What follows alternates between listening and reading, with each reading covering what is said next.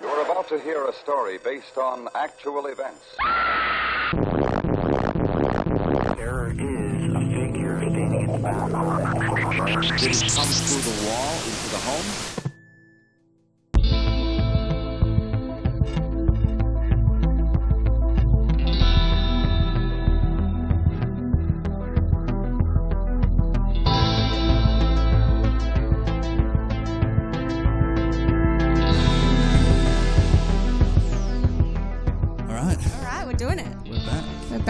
Hello, everybody, and welcome to Say It, Izzy. Chains of Mystery. Yeah. I'll finish it off. We have a name. We finally have a name. We finally agreed on a name. Yeah, it was the one that Izzy wasn't letting us have last week. Yes.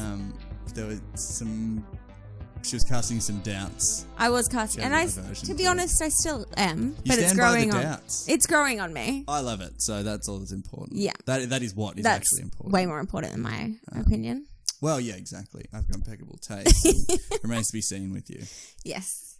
Although, are you wearing new glasses? No, these are my old glasses. Right. Okay. Which I don't like very much. Yeah. I think they're cool. Thank you. I think that they don't look as good with my bald head. Okay. That's fair enough. Yes. I think it's kind of cooler with now you you've think? got short hair, maybe. Yeah. I don't wear them very often. Just when I was studying. Yeah. Etc. Or like now when you... Or right now. Need to read small text. Exactly. This is study. Yeah, exactly. It's the first study I've done in a long time. It's bringing back painful memories of university. I have the same thing I have when I was studying where... before I start doing it, it seems like a huge ball ache that I don't want to get into. And then as soon as I start, I'm like, it's totally completely fine. Stoked. I'm like, can't get enough of it. I hear ya. Yeah. I kind of, because this is like my study away from studying. Yeah. So I love it. Yeah. What is that? I don't think it's a thing of being passionate necessarily about this more so than what I do for work or study. Yeah. But it's just the grass is greener. Like you're like, absolutely. They've got no commitments here apart from I'm not having to do this on time every week. Tested on this in 3 weeks' time. Exactly. So. And you can, if you don't know something, you can just lie. Nobody's going to fact check us. Are you kidding? They might. They might. But whatever, we'll apologise and everything's fine. Yeah. I'm not going to apologise. All my opinions are correct. I'll be apologising for both of us. Definitely. Like a pregnant mother. Exactly like a pregnant mother. Speaking of small text, which we touched on very briefly, this is a perfect segue into an issue that I've been having for the last few weeks. So I haven't quite figured out how to take notes most effectively yet. And I started off just writing it on like loose sheets of paper, which is dangerous. It is quite dangerous. But I have managed to hold on to both of them until we recorded the podcast the last 2 times. And then last week, I made up my mind that I was going to make the transition into doing it digitally. I hope you don't... Oh, digitally. Well, yeah, exactly. I was going to do it on my computer. Like I was thinking like a OneNote page where I can just like copy and paste and dump a whole bunch of stuff in there and have like a timeline set up. And then I started doing that and I wasn't really getting as far as I want. So I was like, I'll start taking some notes and then I'll base my...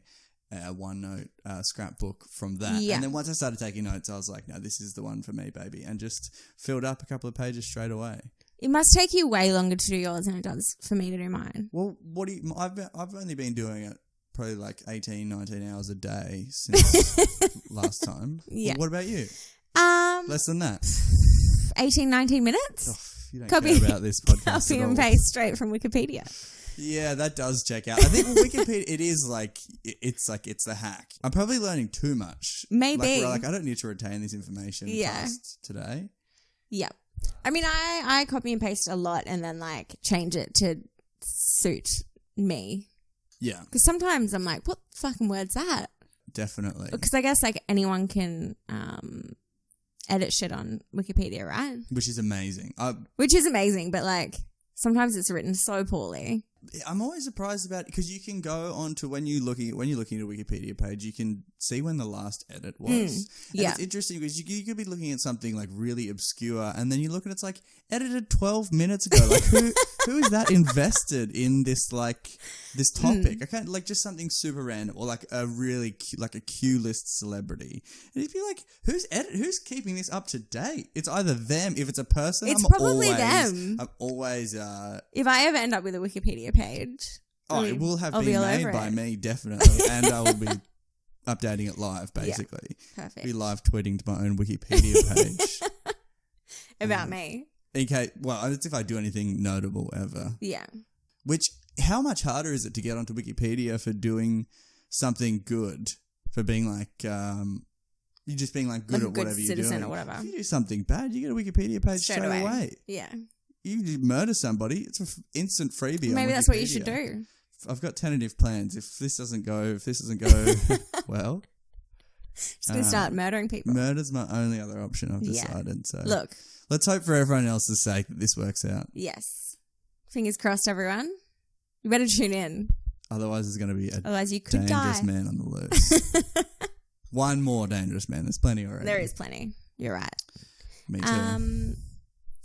What else? So we had a week off. We didn't record last week. We did. I It's was been away. 2 weeks between episodes. Yeah. Which I didn't use the time effectively necessarily. I was like, great, I've got 2 weeks. I'm going to be very well prepared. And I think I even might have bitten off more than I can chew, if I'm being completely honest. Really? I got so engrossed in what I was doing, and then I'm looking at my my research and going, I don't know how I'm going to get through all of this. Is Or yours whether a it's long one? Well, I don't know. Well, it remains to be seen. Depends how interested I think you are, and then I'll skip over the really boring details Yeah. if you're hating it, or if I'm hating it. Yeah. I chose this one when I was at the airport on my way to my vacation, and I messaged you about it because I was really excited. You and then I didn't look at it again until this week. Right. Okay. I thought you were going to be So I very wasn't well super because you prepared. messaged me early. It was Yeah. like we left the last episode, and you were like, "I've got my next one. Yeah. I've started research," and Well, I I've was kind like, of started a "Yeah, few same." now. Haha. Then I changed my mind a bunch through the week. Right. Did 'Cause you there's change so- what you had chosen, or were you just? Yeah, and then I went back to the original one. Right. So I mean, we've got time. I'm I still can do them running on a all. backlog of episodes that I had planned from the start. Yeah. And I've probably got 1 or 2 more that I've got in my back pocket, and I'm like, these would be good. I'll hang on to these ones. You just But have to after hope that who I don't knows get there what'll before happen. you. In 3 weeks, I may be putting out absolute garbage. Well, more so than now. Yeah. I got on that before I saw your face. You were about to jump on that, you bitch. Hey now. Yeah, so there's just so many good mysteries. There is. There's. I'm stepped away from murder mysteries this week because it's not a murder mystery podcast. I was going to, and then I was like, Izzy probably will not do a murder mystery, so I'll do one. Yeah. I don't think my one next week is going to be a murder mystery. So if we can just get through this one together for all the people who hate murder mysteries, which is nobody. Yeah. So, Everyone loves a good murder mystery. yeah, exactly. And there's just so many good ones. There's so many good ones. The stakes are never higher than somebody dying. That's as bad as it, or as good / bad as it gets. Yeah. It's just the ultimate. If something really bad happens to somebody and they're still alive, it's like, well, you're still alive. Yeah. You fucking made it through, mate. Yeah. Chin up. Yeah. What have you got to complain about? Could be worse. You could have died. Yeah, exactly. Yeah. But yeah, death is the ultimate stakes. Absolutely. But yeah, I'm researching a bunch of them, and then I found like a bunch of Australian ones, which is so interesting. Is yours Australian this week? Mine's Australian. Is it? Yeah. Are you just gonna keep going Aussie? I'm going to see how long I can keep it going for. I know you hate Australia I fucking and should hate be this deported. country. No, I but- really don't. I'm going to keep I it love this local for fine as long as I country. can. Who knows? If With I a do, new if I PM, find a really I good think- one, I'll leave Australia tomorrow. Like, I don't really Yeah. care that much, but I'll keep finding good ones. So, what do you want from me? I think we got a new PM since we did this last. Oh, don't. Which- I can't even talk about it. I don't understand what's happening. I don't think anyone knows. I'm self-conscious about my lack of political knowledge, Mm. and so if somebody tries to have a really intelligent conversation with me about it, it's a lot of just like, yeah, oh yeah, what do you think about that? Literally doing anything to avoid a direct question about it because So you tell me what's happened. What's going on with the Prime Minister? Look, I won't pretend that I'm an expert, but I mean, we got a new one. I don't know. I've heard That's fast. bad things about him. Not bad things, not great things. He's quite religious, I believe. Seventh-day Adventist. Is that a religion? Yeah, it is. Are they a bit- I think it's a variant of Christianity, but they have church on Saturdays, which Oh. is wild. That is wild. At least Yeah. they've got Sunday to go shopping. And I kind of think, Whatever. is that the correct way to do it? Do you think having Sunday off to do whatever you want, like no church responsibilities, is better? Get it out of the way on Saturday. Well, Saturday is more of a day to get shit done. Like, Yeah, I but did then get the shit Sunday- done, I think but then might Sunday be the is... day to get shit done. Because I kind of will sometimes get an inexplicable urge to clean on Sundays. I'm like, whoa, let's ride this thing as far as we can. Yeah. I Whereas do most of my Saturday, cleaning late at night, which is strange. That's like meth people stuff, right? Like cleaning late at night. What I do is I smoke meth and then I get my clean on. See, that's kind of, it's almost cheating because it's so unfair how much you want to clean up when you're on meth. When you're on meth, absolutely. If I I do. could give all of our listeners one piece of advice, really, it would be to smoke meth late at night and clean the house. Yeah. And your housemates will love it too if they hear the Dyson whirring up at 11:30 p.m. when they've got work the next day. Perfect. Game changer. Yeah. Ooh. Just give them a bit of meth. Everyone's happy. Exactly. I also like to listen to like metal when I clean the house. Really get in there. Yeah, nice. It's a good That's time. good when it's midnight as well. So, My housemates love me, obviously. yeah. Yeah. So should we get into it? Yeah, sure. Have we got any? That's it. No housekeeping. No nothing. I don't think so. We got a name. Now we've got a What name over that that? comes with a lot of other things. We've got an Instagram. We've got an Instagram. Chains of Mystery Podcast is the handle. Yes, and we have an email address. I think so far we've got about 30 followers, which is pretty good considering we haven't done anything. We've literally done nothing. I as followed far a bunch as of everybody people else is and then- concerned, this is like it's just a concept. Yeah. But as of this week, we'll have started releasing episodes, most likely. which is very exciting. It is. Hopefully we have at least We're 2 trying to get a few listeners. in the backlog. So if we need to have a couple of weeks off in case there's any more developments in Izzy's meth habit, we'll have some. So there was a bit of a buffer. She's in rehab for 2 weeks. We're still good. Yeah. We're still good to go. Perfect. And we can back them up like that. That sounds good. But yeah, other than that, I think we can pretty much get into it. Yeah, we do have a Gmail account now, so if anyone wants to just say hey, What's that one? it is chainsofmystery@gmail.com. If you have any corrections to the podcast, Yeah. Izzy will field the apologies. I'm not going to touch it. I will literally never apologize on this podcast. Mark my words. All right. I'll take your word for it. Considering how often I put my foot in my mouth with things, that's a bold statement. So we'll see how long I can ride that wave. Perfect.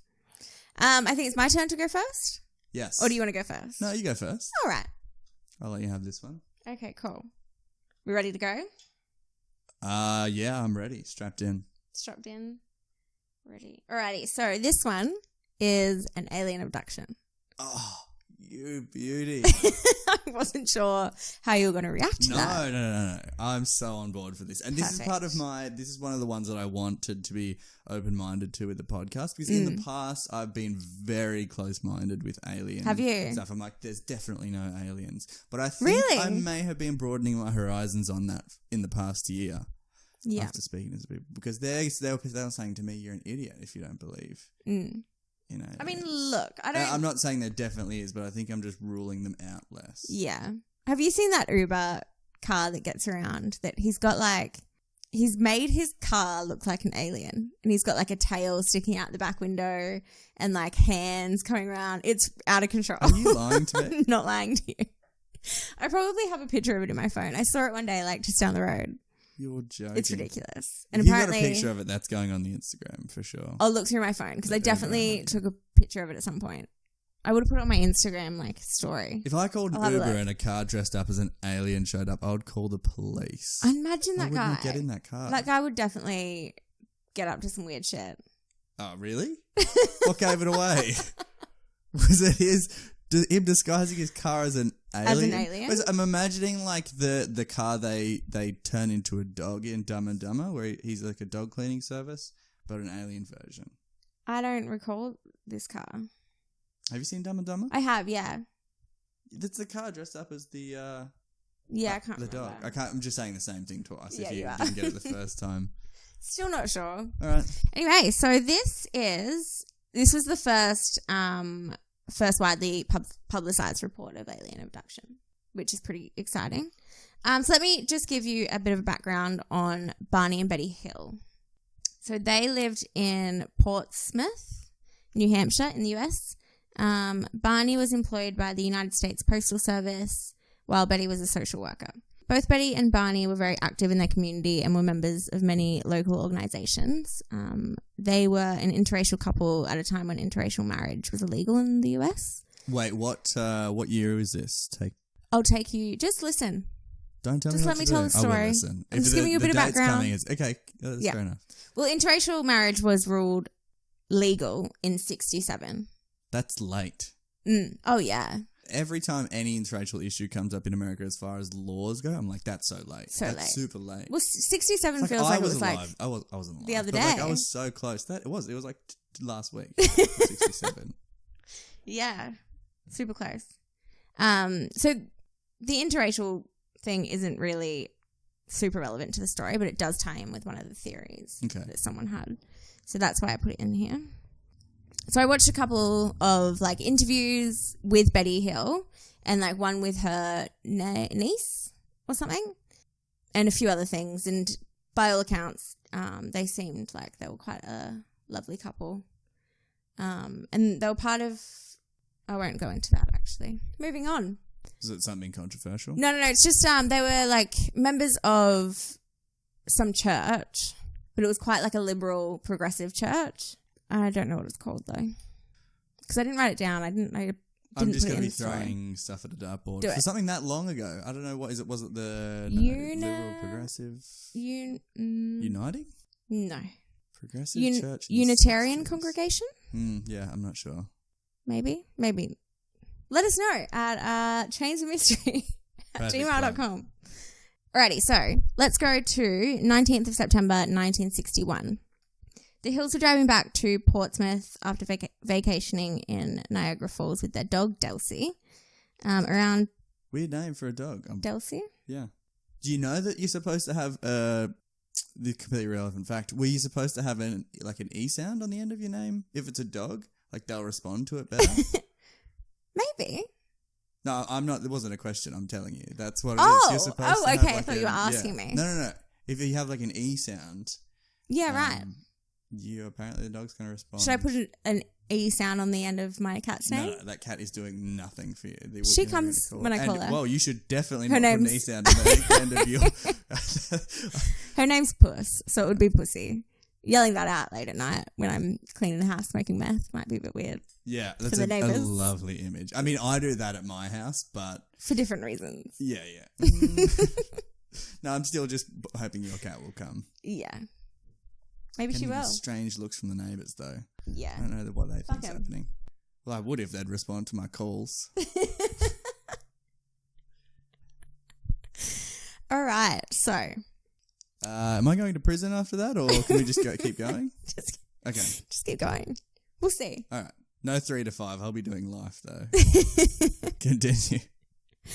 So around 10:30 p.m., not too far from their home, Betty observed a bright light in the sky that she said looked not unlike a falling star, only it was moving upward. Betty observed it moving erratically and it appeared to be moving closer as it was becoming bigger and larger, brighter and larger. Betty urged Barney to pull over so they could take a closer look and thought it would be a good opportunity to take Delcy for a walk.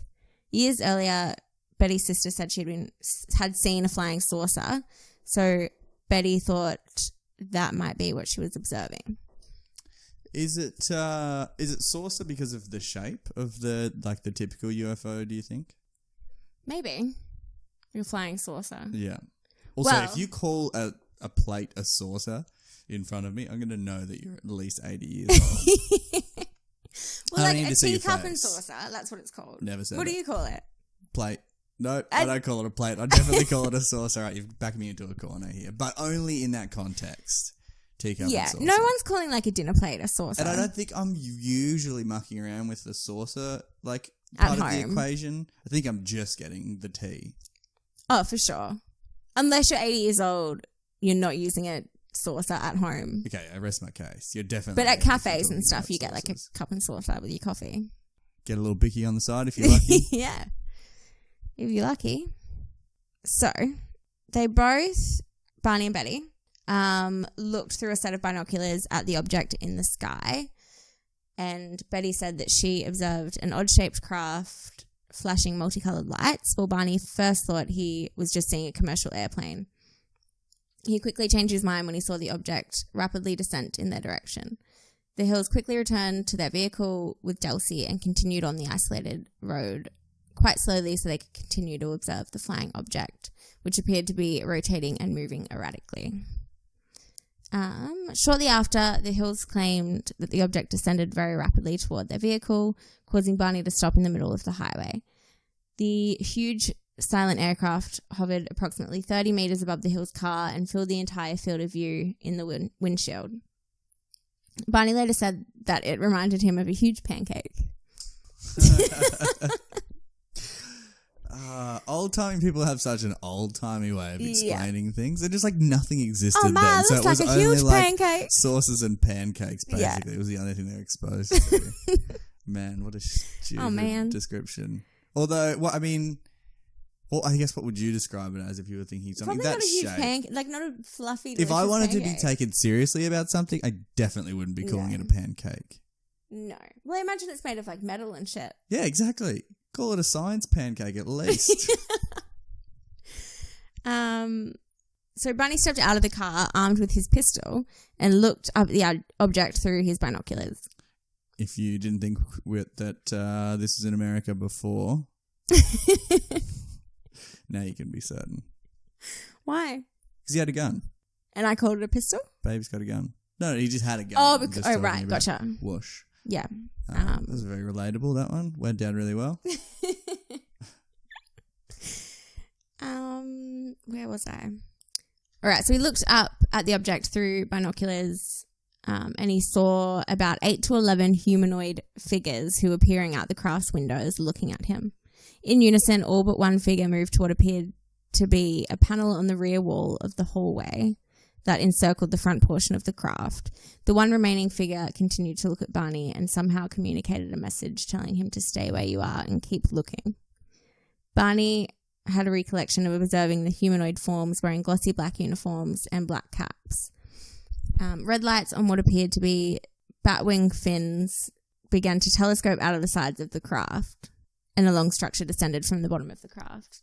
Did that sentence make any sense to you? Yes, and also it kind of sounds like a really badass explanation of aliens. Like I don't think I prescribe to the really Hollywood version of aliens where they're gross and dripping in goo and have 15 layers of teeth and stuff. But if it's like they're humanoid and they've got their own uniforms, like all glossy black with hats, damn, that's Sexy. sick. Yeah. And then like bat wings and things protruding from having telekinesis and telepathy. I'm all about that. So what I'm about to read to you is an erotic novel. No. Involving aliens. Wouldn't be surprised considering the book that I just found in your home. The Which book is, turns out it wasn't. It looks like an erotic novel. fiction. But It's Sex at Dawn by Christopher Ryan. Dr. Christopher Ryan. Big shout out. I'm sure he's Big a shout out. avid listener. Yeah. Hey, maybe one day. The silent craft approached to what Barney estimated was within 15 meters overhead. Barney then ran back to his car and in a near hysterical state, he told Betty, "They're going to capture us." He saw the object again shift its location to directly above the vehicle. He drove away at high speed, telling Betty to look for the object. She rolled down the window and looked up. Almost immediately, the Hills heard a rhythmic series of beeping and buzzing sounds, which they said seemed to bounce off the trunk of their vehicle. The car vibrated, and a tingling sensation passed through the Hills' bodies. Were you going to say something? No, Great. I'm loving this description. I keep going. The Hills said that they experienced the onset of an altered state of consciousness that left their minds dulled. A second series of beeping or buzzing sounds returned the couple to full consciousness. They found that they had travelled nearly 35 miles which is 56 kilometres in our fine country. Thank you. South, but had only vague, spotty memories of this section of road. They recalled making a sudden, unplanned turn, encountering a roadblock, and observing a fiery orb in the road. Arriving home at about dawn, the Hills assert that they had some odd sensations and impulses they could not readily explain. So did they just treat it as like highway hypnosis and they're like, all right, I guess we'll go home? And that, like, obviously they not so chill about it, but... Yeah. I guess they, well, I mean, what are you supposed to do? It's yeah, the middle of the night or whatever. Like, you know what else gives this story some credit is the fact that this like old, I don't know how old they were, but it's like a couple and they sound old as well. But getting home at dawn, because there are people like that are so boring. They would be home at 8:30, not at dawn. Usually. That's crazy. What are they doing? Well, I mean, the thing, spontaneous? well, they were on a vacation. Nobody's getting home from vacation at dawn. No, but so It's this insane time to the be alien home. encounter happened at about 10:30 p.m. They reckon. Right. Okay. That's better. You come home from vacation at 10:30. Yeah, Sure. and it happened just near, like, not too far from home. But like there's missing time. They're not too sure about. But yeah, by the time that they encountered that roadblock and the fiery orb, and then I guess they sort of came to and made their way home, and then it was dawn. Great. So after arriving home, they said that they had some odd sensations and impulses they could not explain. Betty insisted their luggage be kept near the back door rather than in the main part of the house, and Barney said he was compelled to examine his genitals in the bathroom, though he found nothing unusual. What a classic excuse. I know, right?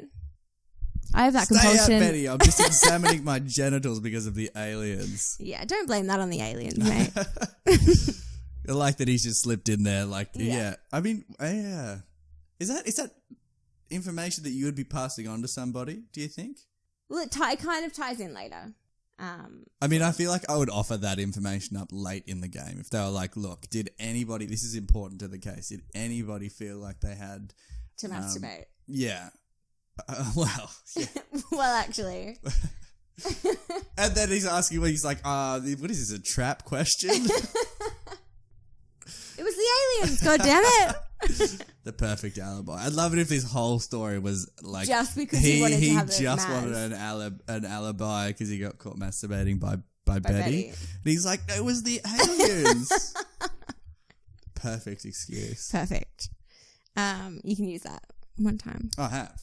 That's first in the bag. Yeah, perfect. So they both took long showers to remove possible contamination. Barney's was extra long.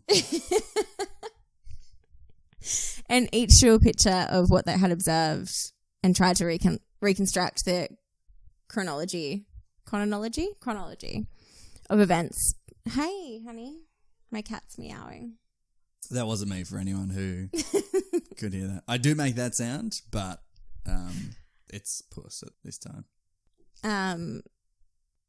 But they both had very hazy memories. After sleeping for a few hours, Betty awoke and placed the shoes and clothing she had worn during the drive into her closet, observing that the dress was torn at the hem, zipper, and lining. Later, when she retrieved the items from her closet, she noted a pinkish powder on her dress. She hung the dress on the clothesline and the pink powder blew away. But the dress was irreparably damaged, so she threw it away and then changed her mind. So she retrieved the dress and hung it in the closet. Far out, Betty. Make up your mind I about know. the dress. Why would you hang it in the wind if there's shit on it? Yeah. I don't know. Yeah, if you got a stain, you're not like, I'll put it outside, see if the wind blows that off. Yeah. And anyway, Betty. Get it together, Betty. Get some baking soda, at least. Over Pro the tip for everyone, baking soda is the ultimate if you're trying to get stains out of your clothes. Is it? Yeah. I just use nappy sand. I don't know the reason. Well, what do you hate the environment? I don't know. Don't tell the listeners. I use nappy sand as well, but baking soda is pretty good. Yeah, right. Just in with the Just other put shirt. it in the same room as your shirt and don't do anything else. That's it. That's all you need. Perfect. So over the years, 5 laboratories have conducted chemical and forensic analysis on the dress, but I couldn't find any information about what they had. Right. That's pretty significant for 5 labs to be like, yeah, we'll take a look at it. A lot of people are looking into aliens, I guess. So there was also shiny concentric circles on their car's trunk that had not been there the previous day. And they experimented with a compass, noting that when they moved it close to the spots on the car, the needle would whirl rapidly. But when they moved it a few inches away, it would drop down. Both of their watches had stopped working, and Barney said that the leather strap on the binoculars was torn, though he could not recall it tearing. I don't know what's wrong with me. I'm not reading very well. It's all right. That's good. Thank you. Public reading isn't always isn't super easy. No, you're right. It's hot in this room. Or any reading, really. Are you hot? You're not okay? too bad. Good. Are you hot? A little bit. You feeling the heat? A little bit, but it's fine. So we have been recording downstairs in my house, but today we're recording upstairs. And spring has come since last time. That's and it true. actually has, like, the first 2 days of spring here were I wasn't here. classic spring days. They were hot, sunny. I was at the beach both days last weekend, I think. I was probably don't standing in the nobody rain. Fact check that. In Victoria. But, it was bloody beautiful. Yeah. Alrighty, so on September 21st, Betty telephoned Peace Air National Guard Base to report their UFO encounter. Though for fear of being labelled eccentric, she withheld some of the details.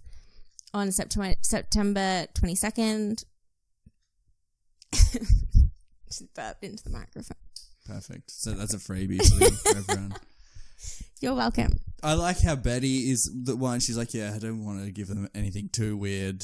I didn't want them to think I was eccentric. And Barney's like, yeah, they made me look at my genitals in the shower. I don't know what to say. Barney. Barney is not coming off well in this story thus far. No. So on September 22nd, Major Paul W. Henderson telephoned the Hills for a more detailed interview. Major Henderson found that their story was corroborated by 2 separate UFO reports from radar data. Yeah, that's solid. As you were saying that, I was like, I'm glad I didn't have that in my story. Radar data from 2 different Air Force installations nearby. All 3 reports are officially recorded in Project Blue Book, which is one of a series of systematic studies of UFOs conducted by the US Air Force. Within days of the encounter, Betty borrowed a UFO book from a local library. It had been written by retired Marine Corps Major Donald Kehoe, who was also the head of NICAP, which is National Investigations Committee on Aerial Phenomena, which is a civilian UFO research group. I wonder if it because it sounds like it's like a hobby for a lot of people.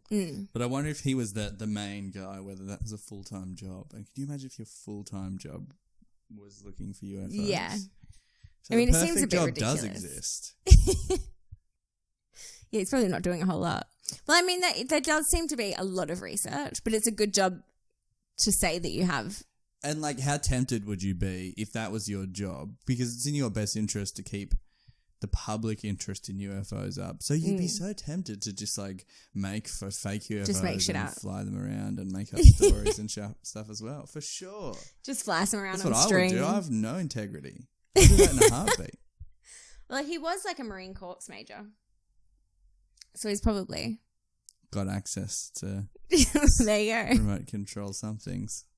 Whatever Marine Corps is. Yeah, whatever. So on September 26th, Betty wrote to Kehoe. She related the full story, including the details about the humanoid figures that Barney had observed through the binoculars. And she said that her and Barney were considering hypnosis to help recall what had happened. Her letter was eventually passed on to Walter Webb, who is a Boston astronomer and NICAP member. Webb met with the Hills on October 21st. In a 6-hour interview, the Hills related all they could remember of the UFO encounter. Barney asserted that he had developed a sort of mental block and that he suspected that there were portions of the event that he did not wish to remember. He described in detail everything he could remember about the craft and the appearance of the humanoid figures aboard the craft. Webb concluded that the Hills were telling the truth and that the incident probably occurred exactly as reported, apart from a few minor uncertainties. Alrighty. So, 10 days later, after the alleged UFO encounter, Betty began having a series of vivid dreams. She had never been able to, well, never in her memory had she been able to remember her dreams in such detail. And then after 5 nights, the dreams just stopped and never returned. She said that they occupied her thoughts during the day, and when she finally did mention them to Barney, he was sympathetic but not too concerned, and the matter was dropped. And she didn't bring it up again. Classic husband move. Classic. He's like, oh, yeah. It's like, yeah, all right, Too sweetie. bad about those dreams. So. Ready to go and inspect something in the shower. I'll see you in I'll be 45 back. minutes. Okay, so did you, just back to something, I'm going to back up for a second. You know how they said they drew pictures of what they saw? Are those photos, like, are they public record, or are they just it was part of the legend? You can find them. Okay. I'm desperate to have a look at them. Yeah. If we have show notes, we'll put them in there. Yeah. We'll put them on our Instagram, probably. Some pictures of things. Yeah. Yeah, sure. Couple selfies. Yeah, why not? Mostly selfies, and maybe this one of the aliens that they drew. Yeah. Maybe us dressed as aliens. Possibly. Wouldn't be too far off our usual attire, if I'm being honest. So Betty began writing down the details of her dreams. And in one dream, it was nighttime and she and Barney encountered a roadblock and there was a bunch of men who surrounded their car. She lost consciousness and woke to 2 small men forcing her to walk into the forest. She looked behind and saw Barney walking behind her, and she called out to him, but he appeared to be in a sleep-like trance. The men stood at about 5 feet tall and wore matching blue uniforms with caps similar to those worn by military cadets. They appeared nearly human, with black hair, dark eyes, prominent noses, bluish lips, and their skin was a greyish colour. Loving the descriptions of these aliens. When I think of aliens, I think of, like, grey. You know, like the emoji? Like the alien emoji? Yeah. That's more or less what I think about. But do you think it's... how humanoid is the emoji? I can't remember exactly what it looks like. Is it alien-like, or is it, like, pretty human? Well, it's got, like, a head. With the big eyes and the grey skin? Big eyes and, like, it's kind of, like, grey skin. Yeah, okay. Shaped face. And then, like, there's no arms or legs or anything on the emoji. But get it together, Apple. Yeah. But in my head, they have just, like, normal arms and legs. But they're, like, maybe, like, quite skinny, bit gangly. Right, okay. I know I like that as well, but I think I like something that's more humanoid than that. Like, I imagine these guys pretty much look the same, but they've just got, like, maybe a different shade of skin and blue lips. Like, when they blink, their eyes, like, do a weird thing or something. Or, yeah, maybe they've got that thing that, I wish humans had this. You know how some animals have, like, 2 layers of eyelid? Yeah. Where the first one and then the next one goes and it makes a weird noise. Yeah. Yeah. Yeah, it's like a wet mouth sound when the eye blinks. Yeah. I'm desperate for a second eyelid. Maybe... I'd take that over wings if I had the option. Would you? For sure. What purpose do they serve? Just like Just wet mouth sounds and you do love 2 a blinks. wet mouth sound. Yeah, you know this about me. I do. This is like one of my number 1 personality trait. I'm a huge proponent of wet mouth sounds. I listen to recordings of it when I go to sleep. Not ASMR, specifically wet mouth sounds. It's just me. Yeah. I've recorded it and sent it to you. Sometimes I get it live, but it's like, you know. Depends how busy I am. Yeah. I just pay Izzy for 8 hours to come and make wet mouth noises in my room while I go to sleep. If there's anyone else out there... if anybody's looking to make up to $20 per night, you know where to get in touch with us. Yeah. tainsandmystery@gmail.com. Or DM us on our Instagram page. Slide into those DMs. Somebody, the wetter the mouth, the better the mouth.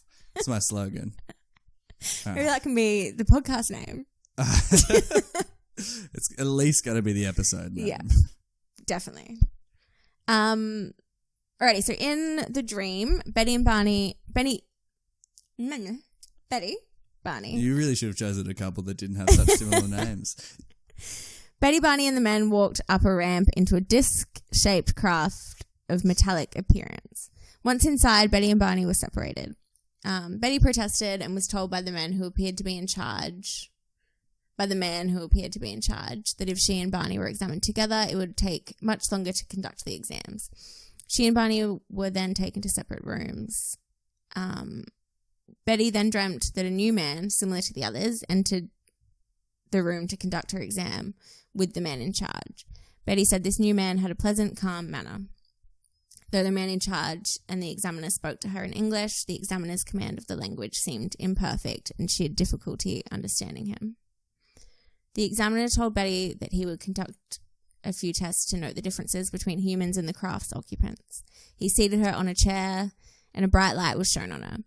The man cut off a lock of Betty's hair. He examined her eyes, ears, mouth, teeth, throat, and hands. He saved trimmings from her fingernails. After examining her legs and feet, the man then used a dull knife, similar to a letter opener, to scrape some of her skin onto what resembled cellophane. He then tested her nervous system and he thrust a needle into her navel, which caused Betty agonizing pain. Whereupon the man in charge waved his hand in front of her eyes and the pain vanished. What's a navel? Just a quick It's like sidebar your belly here. button. Is it directly in the belly button though? Yeah. What? I think so. Okay. No, that checks out. That's what I thought it was as well, but I didn't know if it was like specifically below or above, but it's like right through When someone says navel to me, I think of nose. Because of nasal. nasal. I think of ships. Shits? Shits. Yeah. Poops.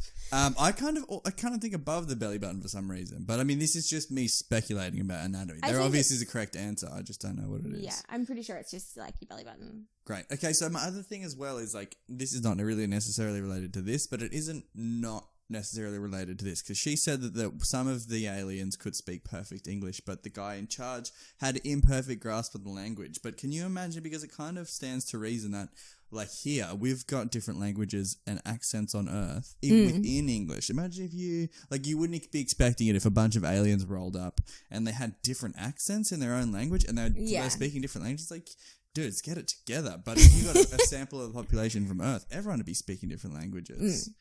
But you wouldn't expect it from aliens. It took a long time to explain, but I stand by it. No, I like it. Okay.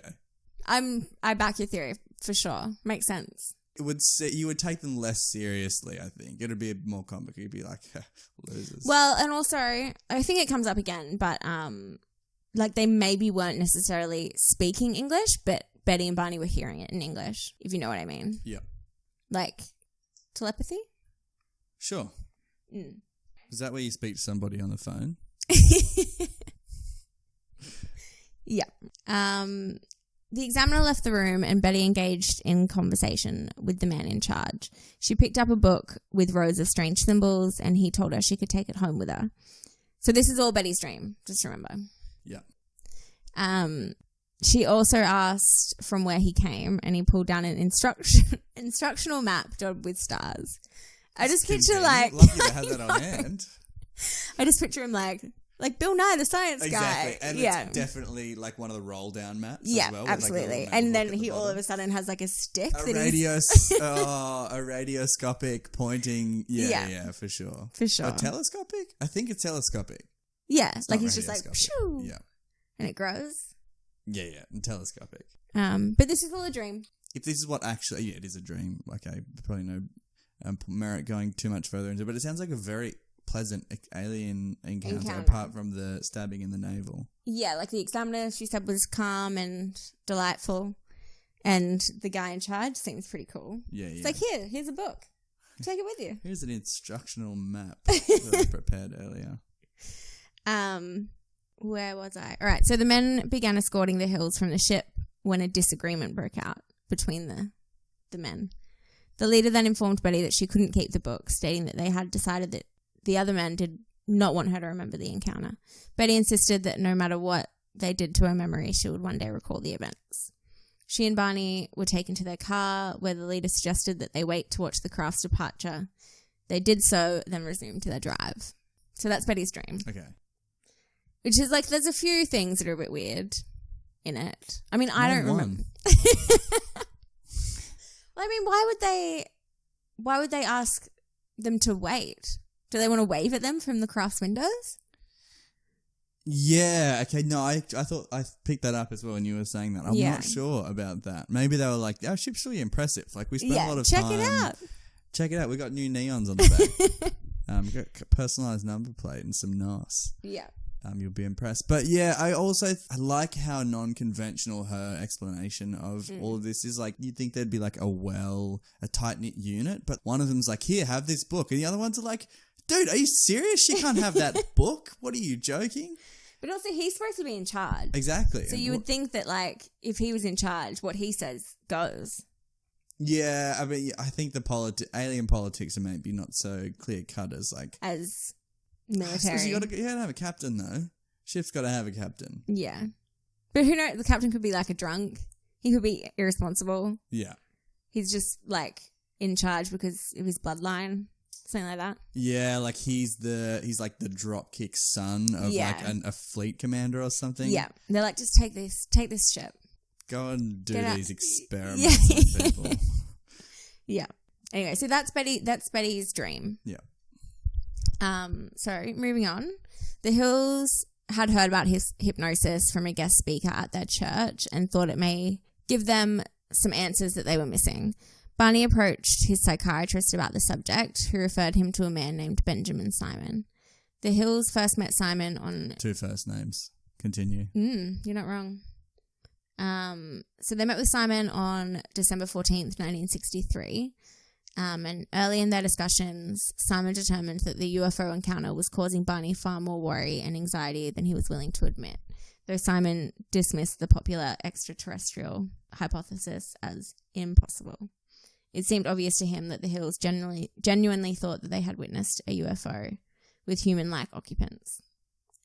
Simon hoped to uncover more about the experience through hypnosis and began hypnotizing them on January 4th, 1964. He hypnotized them several times. So this is 1964? Yeah, so this is 3 years after. Damn, they've been banging on about this for ages. I know. Also, did you say the guest speaker at their church recommended they see a hypnosis? Yeah, is that strange? Yeah, I don't think that's not common for like a lot of churches where they're like, but God this is the good, liberal... but have you been hypnotized before? This is quite a liberal progressive church. I don't know if it's church, to be honest. Who knows? Maybe Maybe they're in a cult or something. So he hypnotized them several times each, and he did it over 6 months, so up until June 6th. He did it separately so they could not overhear one another's recollections. So he did Barney first, and his recall of witnessing non-human figures was quite emotional, punctuated with expressions of fear and emotional outbursts. Barney said that due to his fear, he kept his eyes closed for much of the abduction and physical examination. Based on these earlier... Barney's so pathetic. Barney? Barney. Oh, I hate this guy. Based on these early responses, Simon told Barney that he would not remember the hypnosis sessions until he was certain he could remember them without being further traumatized. Under hypnosis, Barney reported that the binocular strap had broken when he ran from the UFO back to his car. He recalled driving the car away from the UFO, but that afterwards he felt irresistibly compelled to pull off the road and drive into the woods. He eventually sighted 6 men standing in the dirt road. The car stalled and 3 of the men approached the car. They told Barney to not fear them. He was still anxious, however, and he reported that the leader told Barney to close his eyes. While hypnotized, Barney said, "I felt like the eyes had pushed into my eyes." That's pretty powerful. It's quite poetic. Yeah, it is. Maybe I don't hate him so much. I never hated him. I just he's because his wife is like she's pretty badass. And yeah. She's kind of just going through it, and he's like, I have my eyes closed. I was a little bit frightened. Barney said that the beings often stared into his eyes with a terrifying, mesmerizing effect. Under hypnosis, Barney said things like, "Oh, those eyes, they're there in my brain." And I I was told to close my eyes because I saw two eyes coming close to mine, and I felt like the eyes had pushed into my eyes. All about the eyes, this guy. He loves the eyes or hates them. Or hates them, yeah. And all I see are these eyes. I'm not even afraid that they're not connected to a body. They're just there. They're just up close to me, pressing against my eyes. What an amazing sensation. I imagine that would be. Not unlike putting a contact lens in. Never done it. It's awful. I can't imagine it would feel great. It's traumatizing. But I mean, like, I've like experimented being like, what parts of my eye can I touch with my finger? Like, you know, when you're young and you're just like, I wonder what I this still does. sometimes do. You do it now. Yeah, why not? I think like the white is the safe zone, definitely. You're playing with fire if you're in the colour. If you're trying to, touch the colour. Iris, definite no. I feel weird. I'm weird about eyes. Like, I don't whenever think I'm like anybody is walking. like, eyes are fine. I love poking them. Like, I work in a restaurant and I have this like fear of tripping over whilst carrying like a fork. You're getting stabbed. And getting the fork in my eye. Yeah. Although I think eyes, like, they seem pretty resilient as well. Like, have you been ever hit really hard in the eye by something and you're like, based on the force of that impact, I'm definitely blind? And then you open your eyes and you're all sweet. Well, when I remember when I was bitten on the face by a dog, Like, big time. I'll never forget a year, I think about that year and a every half day. ago. And I was Izzy like, was wearing a Nelly Band-Aid on her cheek for weeks. it was like 2 weeks max. It was years in my mind. But apparently if the dog bit my face like a millimeter above, I could have lost an eye. Which, I mean, I think it gives somebody a lot of character as well. How badass would I look with a fucking patch? Especially if you had your, like, a shaved head as well. People would be like, what happened There's a lot to unpack here. to that girl? Alrighty, enough about the eyes, Barney. Barney related that he and Betty were taken onto the disc-shaped craft where they were separated. He was escorted to a room by 3 of the men and told to lie on a small rectangular exam table. Unlike Betty, Barney's narrative of the exam was less detailed, as he continued to keep his eyes closed for most of the exam. A cup-like device was placed over his genitals. He did not experience an orgasm, though Barney thought that a sperm sample had been taken. The men scraped his skin and peered in his eyes and mouth. A thin tube or cylinder was inserted into his anus and quickly removed. Oh. Geez, Betty really had, Barney got the short end of the stick on this one. Someone felt his spine and seemed to be counting his vertebrae.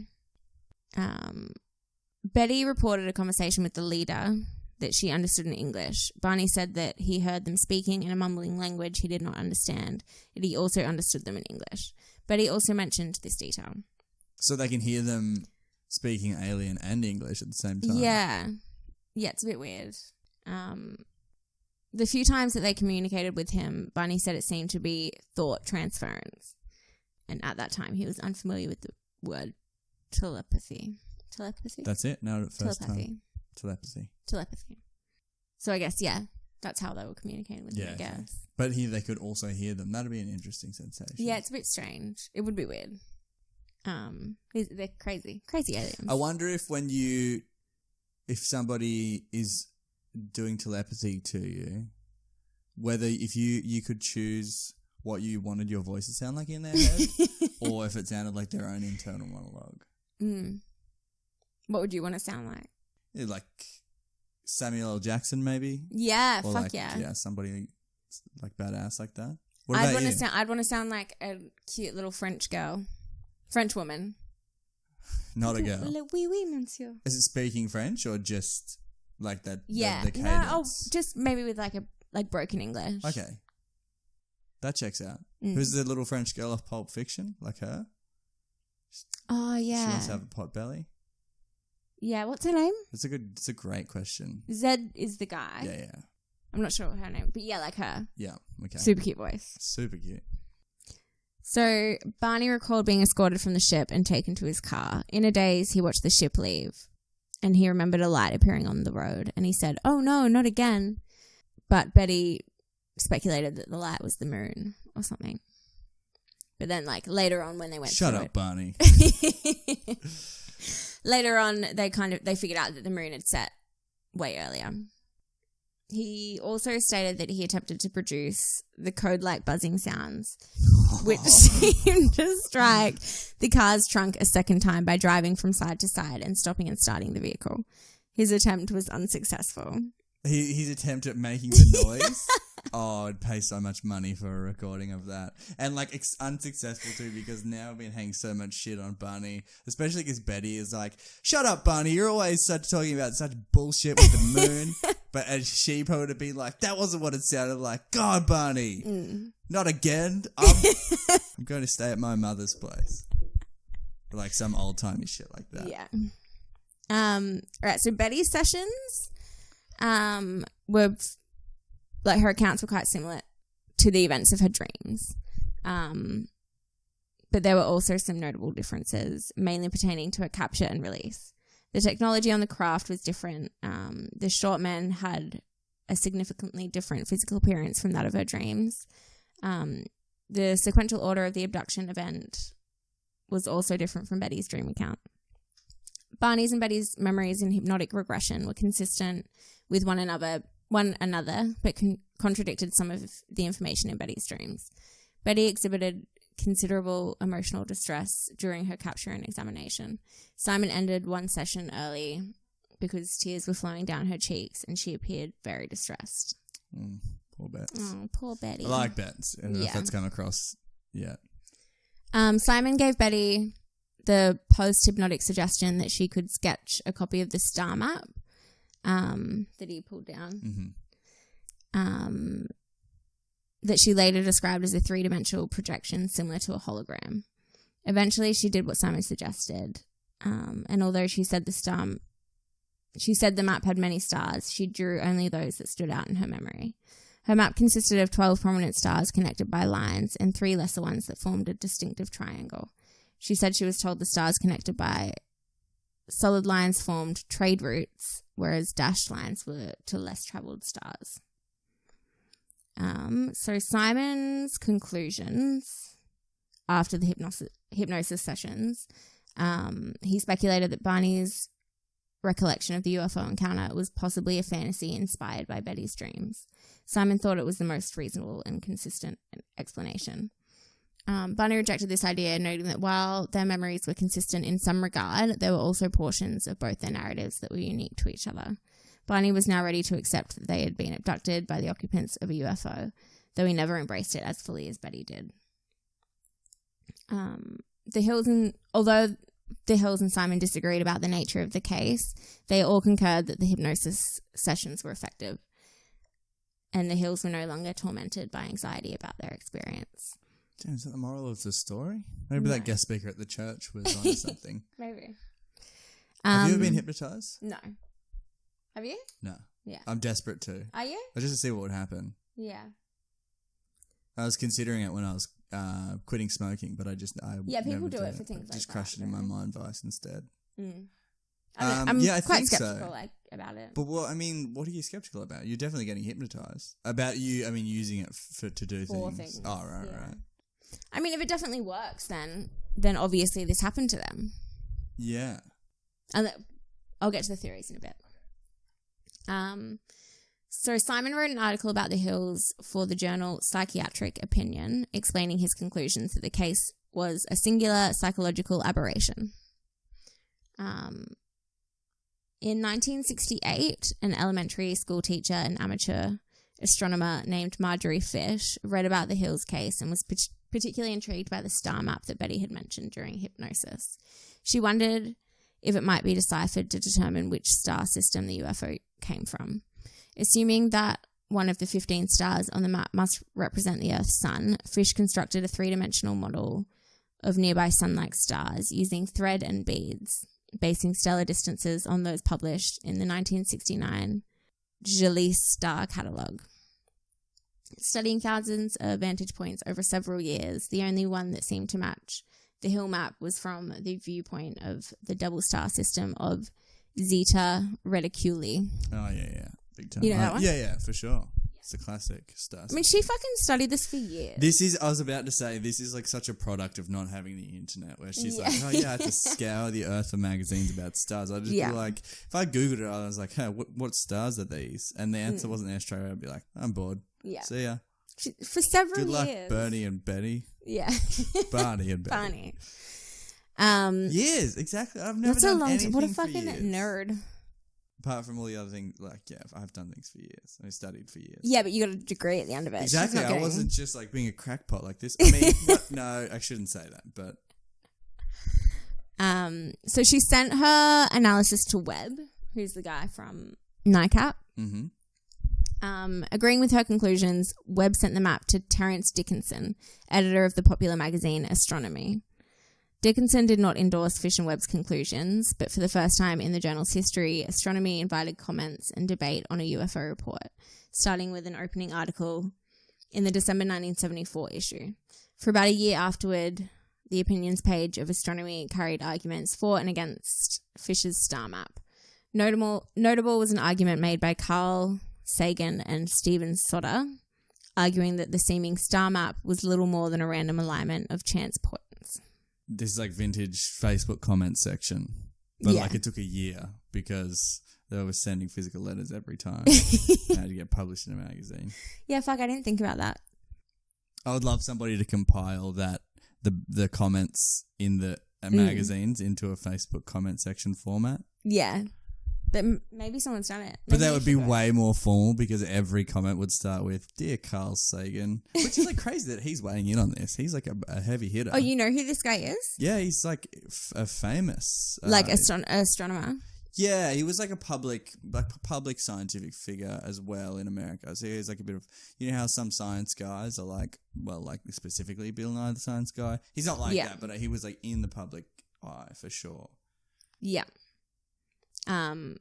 Well, he was against the star map. Yeah, I'm not surprised. Yeah. But some other guy, some statistician named David Saunders, argued that the unusual alignment of key sun-like stars in a plane centered around Zeta Reticuli was statistically improbable to have happened by chance. Stats. Yeah, we've all done stats. Yeah, I'm doing stats right now. So whatever you fucking say, David Saunders. Props for choosing such a boring career. Yeah, totally. Alright, so here's some theories. So psychiatrists suggested that the supposed abduction was a hallucination brought on by stress of being an interracial couple in the early 1960s. Right, okay, full circle. There we go. Yeah. Interracial thing.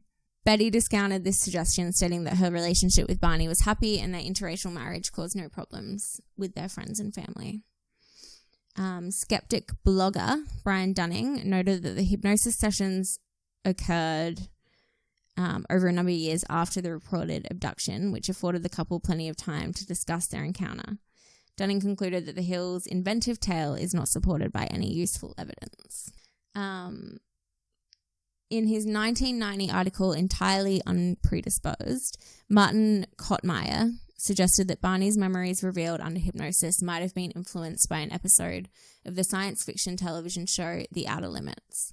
The episode, The Bolero Shield, which was broadcast about 2 weeks before Barney's first hypnotic session, featured an extraterrestrial with large eyes who says, "In all the universes, in all the unities, beyond the universes, all who have eyes that speak."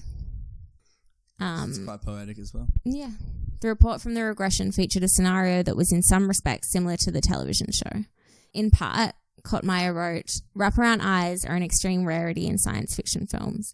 I know of only one instance. They appeared on an alien in an episode of an old TV series, The Outer Limits, entitled The Bolero Shield. A sketch drawn by Barney and a sketch done in collaboration with artist David Baker heavily resembled the alien shown in the episode of The Outer Limits. The resemblance is much abetted by an absence of ears, hair, and nose." When a different researcher asked Betty about the Outer Limits, she insisted she had never heard of it. Kottmeyer also pointed out that some motives in the Hills account were present in the 1953 film Invaders from Mars. A careful analysis of Barney's description of the non-human entities that he observed reveals significant similarities between the Bifrost Man and Barney's descriptive details. One must also take into account Barney's conscious, continuous recall of the entities he observed on the hovering craft. They were dressed in black, shiny uniforms and were somehow not human. Thoughts, feelings? I don't know. I'm on board with. I want to watch this episode of the TV show they're referring to, but I feel like I would be influenced by something like that as well. If I saw something on TV, it would just like automatically make its way into my recollection of things, especially back then. Like that was the only thing that source of inspiration they would be getting. It would be tempting to integrate that as part of your memory of whatever you think it is. And the years after therapy as well is kind of, it's interesting. Because they would have talked about it a bunch. Like, for sure. This married couple, they would be like, there'd probably no love left in their marriage. They're like, this one thing they're hanging on to is the alien abduction for sure. Yeah. Jim McDonald, a resident of the area in which the Hills claim to have been abducted, has produced a detailed analysis of their journey, which concludes that the episode was provoked by their misconceiving an aircraft warning beacon on Cannon Mountain as a UFO. McDonald notes that from the road the Hills took, the beacon appears and disappears at exactly the same time the Hills described the UFO as appearing and disappearing. The remainder of the experience is ascribed to stress, sleep deprivation, and false memories recovered under hypnosis. MacDonald's article focuses primarily on the Hills' observations of the light in the sky and the timing of the journey, discounting the Hills' accounts of close encounters south of Cannon Mountain as recovered memories. Fair enough. Stress and sleep deprivation, two things you usually got at the end of a holiday. Yeah. So, I haven't written this guy's name here for some reason, but he is a columnist for The Skeptical Inquirer, and he is a UFO expert. And he said that the Hills are the poster children for not driving when sleep deprived. And he also wrote the following. I was present at the National UFO Conference in New York City in 1980, at which Betty presented some of the UFO photos she had taken. She showed what must have been well over 200 slides, mostly of blips, blurs, and blobs against a dark background. These were supposed to be UFOs coming in close, chasing her car, landing, etc.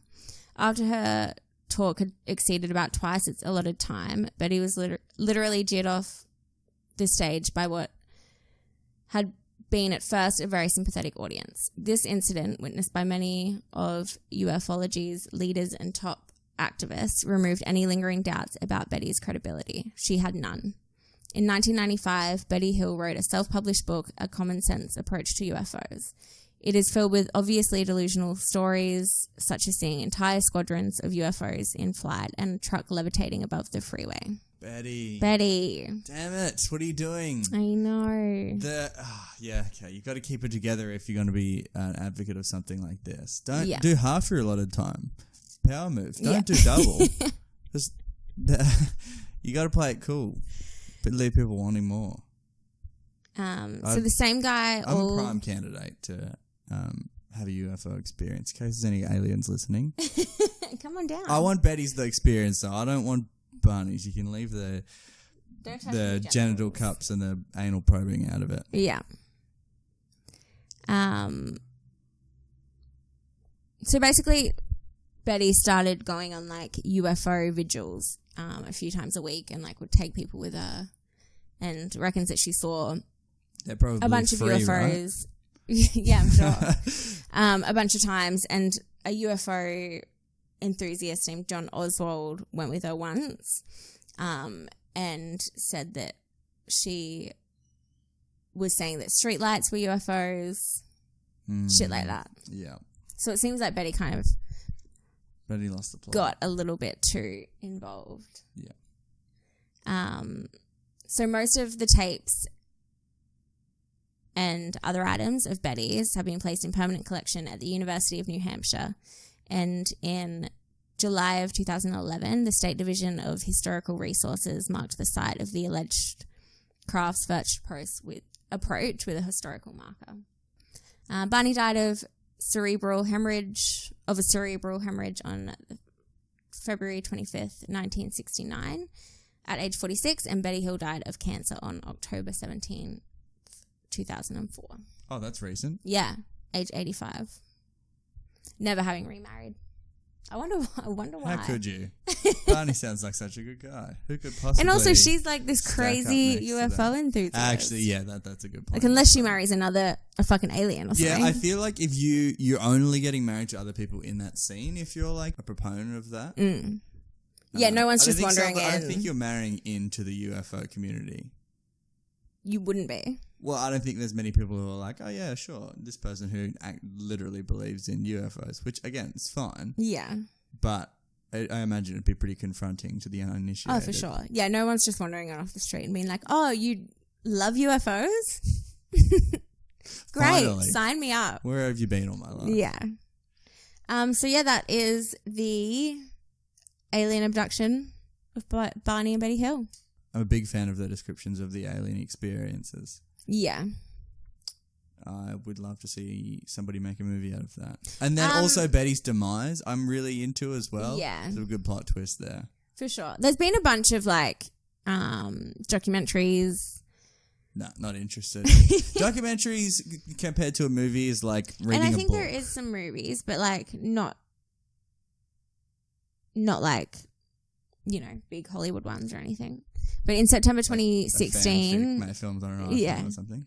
plans were announced to make a film based on the events. Desperate. I'm desperate for it. Well, that was I'll put the money recently. up myself. Perfect. If you can make it do with Betty and $30, Barney. you have got my funding. Perfect. Yeah. Great. All right, I'm keen to see some of these photos. If photos of her drawings and their drawings and whatnot. If we can get our hands on them, we'll put them. We'll put them on up. the Instagram page. That's it. Is there anything else you'd like to add before? Maybe just a quick little no, nothing. I want to. A quick little no. No. Great. Sounds good. I was going to say let's take a quick little break. Well, yeah. Well, I reckon we should take a break. Yeah. We'll go and refresh, splash some water on our face. Yep. I'm gonna. You're Google gonna Betty. go cup your genitals. Got to go cut my. Yeah, got to do a quick inspection. So, hour We'll and be a half, back. 90 minutes. I'll Perfect. be back, ready to go. Awesome.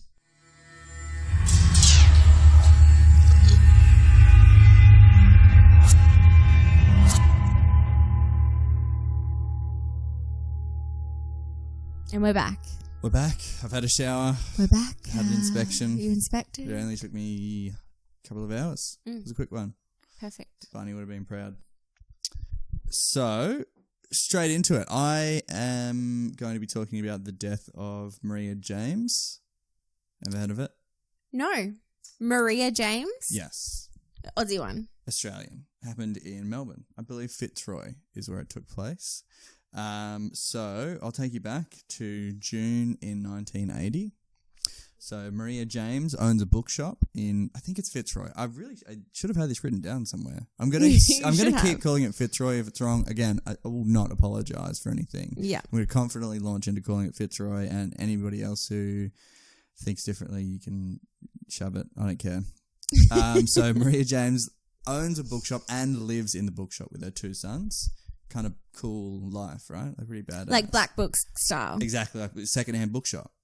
And like house on the back. They're Yeah. not just like sleeping in Yeah, with you the walk books. through to the house in the back. Yeah. Which sounds super cool. Super cool. So you got two sons, Mark and Adam, who are 13 and 11.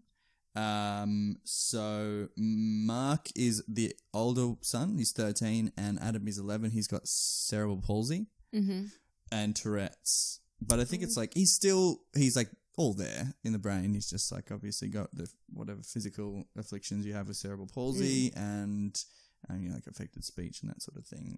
Anyway, so they're having breakfast on the morning of the Tuesday the 17th of June in 1980. Winter. Actually, okay, I'm going to preface all of this, in fact, by saying, damn it, I wish I'd have said this first. I don't care Start enough. again. No. Don't tell me what to do. I don't care enough to edit this at the start, but I'm going to say it now. So this whole thing is similar to Phoebe Handsjuk from the second episode, where this was born of a podcast series that was done by ABC called Trace. it's ongoing as well, so it's like up to date at the moment. Like stuff is kind of coming out progressively as I think I maybe listened to an episode or two of that. It's really good. And the investigative journalist is Rachel Brown. She's amazing. She's put in so much work into this this podcast in the case, so you should go and listen to that if you want somebody who's not a dipshit talking about it and making fun of everybody. I hope you shouldn't. This is very serious. Anyway, go and listen to Trace if you haven't after this. Don't stop this now. It's just getting to the good bit. Me talking. And listen to Rachel Brown. And it's, as I said, it's still going. So it's like we're live, which is part of the reason why it's a mystery unresolved as of yet. So Maria is having breakfast with her two sons on the morning of Tuesday. And she says to Mark over breakfast that if anything happens to her, that he needs to look after Adam. Which is some like wild shit to be saying to a 13-year-old. A 13-year-old? He was just like, oh, that's a bit weird. But she had also said it to him 1 week before, and he was like, yeah, that's weird, but like I'll just file it under like mum behaviour. Yeah. You know how mums are like. Oh, we know what mums are like.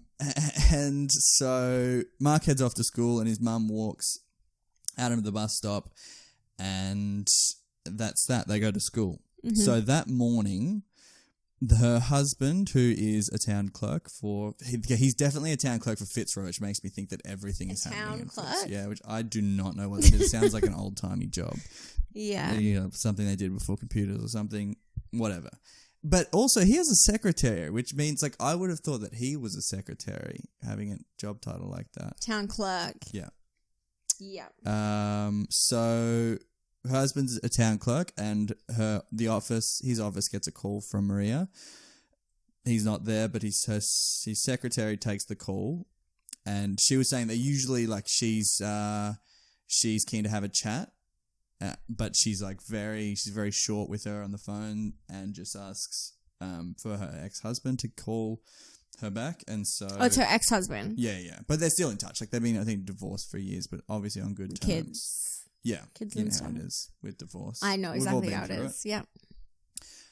So the ex-husband does call her straight back, and then she's talking to him on the phone, but she tells him to hang on because she's got company, and so she puts the phone down but leaves like him on the line, and then he says they can hear like a one-sided discussion with her and somebody else at the house, and then like throughout the course of the conversation he hears her like yell, which in the podcast or in his description he says Yelp, but like what is a Yelp? You know, it's like It's that website. Oh, got him.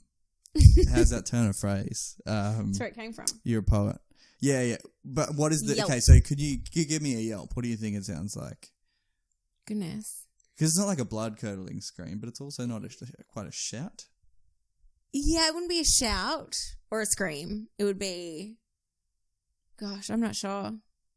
Like in my head, I've got it in my head, but I don't think I could. You know how like if you think of the word like an exclamation point on its own, it's kind of got a noise in your head. I think Yelp falls into that category for me, where it makes a sound in my head, but I can't emulate it. Yeah, I feel exactly the same. Okay. Let's just assume all of our listeners. So she yelps twice during the conversation, whatever that is. And he's like, oh, that's pretty weird. Like, and then I think once she yelps, I'm going to say yell, shout. Once she shouts the second time, he's like, that's pretty red hot. I'm going to go down there and see WTF's going on. So he can hear, so all he can hear is Maria. He can't hear. One side, yes. I think he can just hear her voice talking to somebody. And he said that it sounded like she knew the person that she was talking to.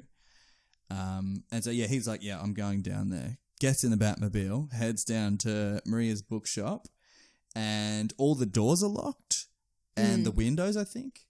And so he goes into the neighbor's house, calls her bookshop, their line's engaged, so the phone's probably still off the hook, and goes back. Maybe the neighbor had I don't have this in front of me. He got into the bookshop somehow. Maybe the neighbor had a key, or maybe he broke a window or something. Which is like my ultimate fantasy, by the way. I'm just going to take a quick sidebar. Is that like I'm locked out of somewhere, but I really need to get in so I can break a window to get in? Because like it has to be an emergency. You're not just going to be like, I don't have my keys. Good luck, everybody else, and blast through a window. But if there's like a baby locked inside, you're like, well, I got to get in there. So your fantasy is being a hero. I But- don't care about the baby, to be honest. It could be any emergency. I could see like a small garbage fire inside or something along those lines. You just want to break the I'd window. prefer a garbage fire than a baby, to be honest, because in that scenario it means I have a baby. No thanks. Okay, so he gets into the bookshop and then he cruises through the house. It's all looking pretty good. And then he pops on the bedroom light in her room and sees her dead on the floor. And she has been messed up fun time. She got stabbed 69 times. 69 times. Shut up. You just said That's 69. so many times. Exactly. And it's also 69. But it's not So 69. it is 69 times. 69 times? That is a lot of Holy times to be shit. stabbed, right? That's too many times. That's way too many times. Too I would many argue times. that one is too many, but this I one was has been- having a discussion with someone the other day about what it would feel like to stab someone. Yeah.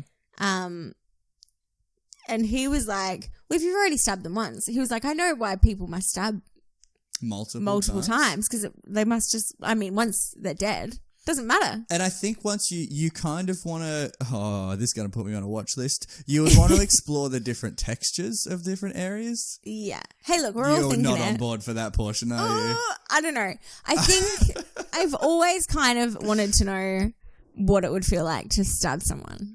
Yeah. What I said the other day was that it would feel like like when you are trying to cut a tomato with a blunt knife. Yes. That's what I think it would feel like. Because you know how like you can't get it in. Yeah, okay. And then you fair get it enough. in and it's all gooey. And then but here's my thing with the different areas, because you're contending with bone in some areas, and I'd want to feel what a non-bone area feels like as well, like just the fleshy And like what different muscles organs would and feel stuff. like. And Should we- but then if you're going through a bone, then obviously that's gonna be like wild. You're gonna have a lot of different hand feels on the knife. Yeah. Anyway, so Moving somebody on. knows. This guy knows This what guy all the different fucking textures knows. feels like. 'Cause he stabbed her 69. 68 times. Do you think he 69? did 69 on purpose? Probably. Yeah. He's like, he's 68 and he's like, just quick, one more before I leave. Yeah. One more for the meme. We'll just really make this worth it. Anyway, we're not laughing at the fact of this horrible tragedy. Yeah. Izzy's not laughing at the fact of this terrible tragedy. Poor Maria. Neither am I.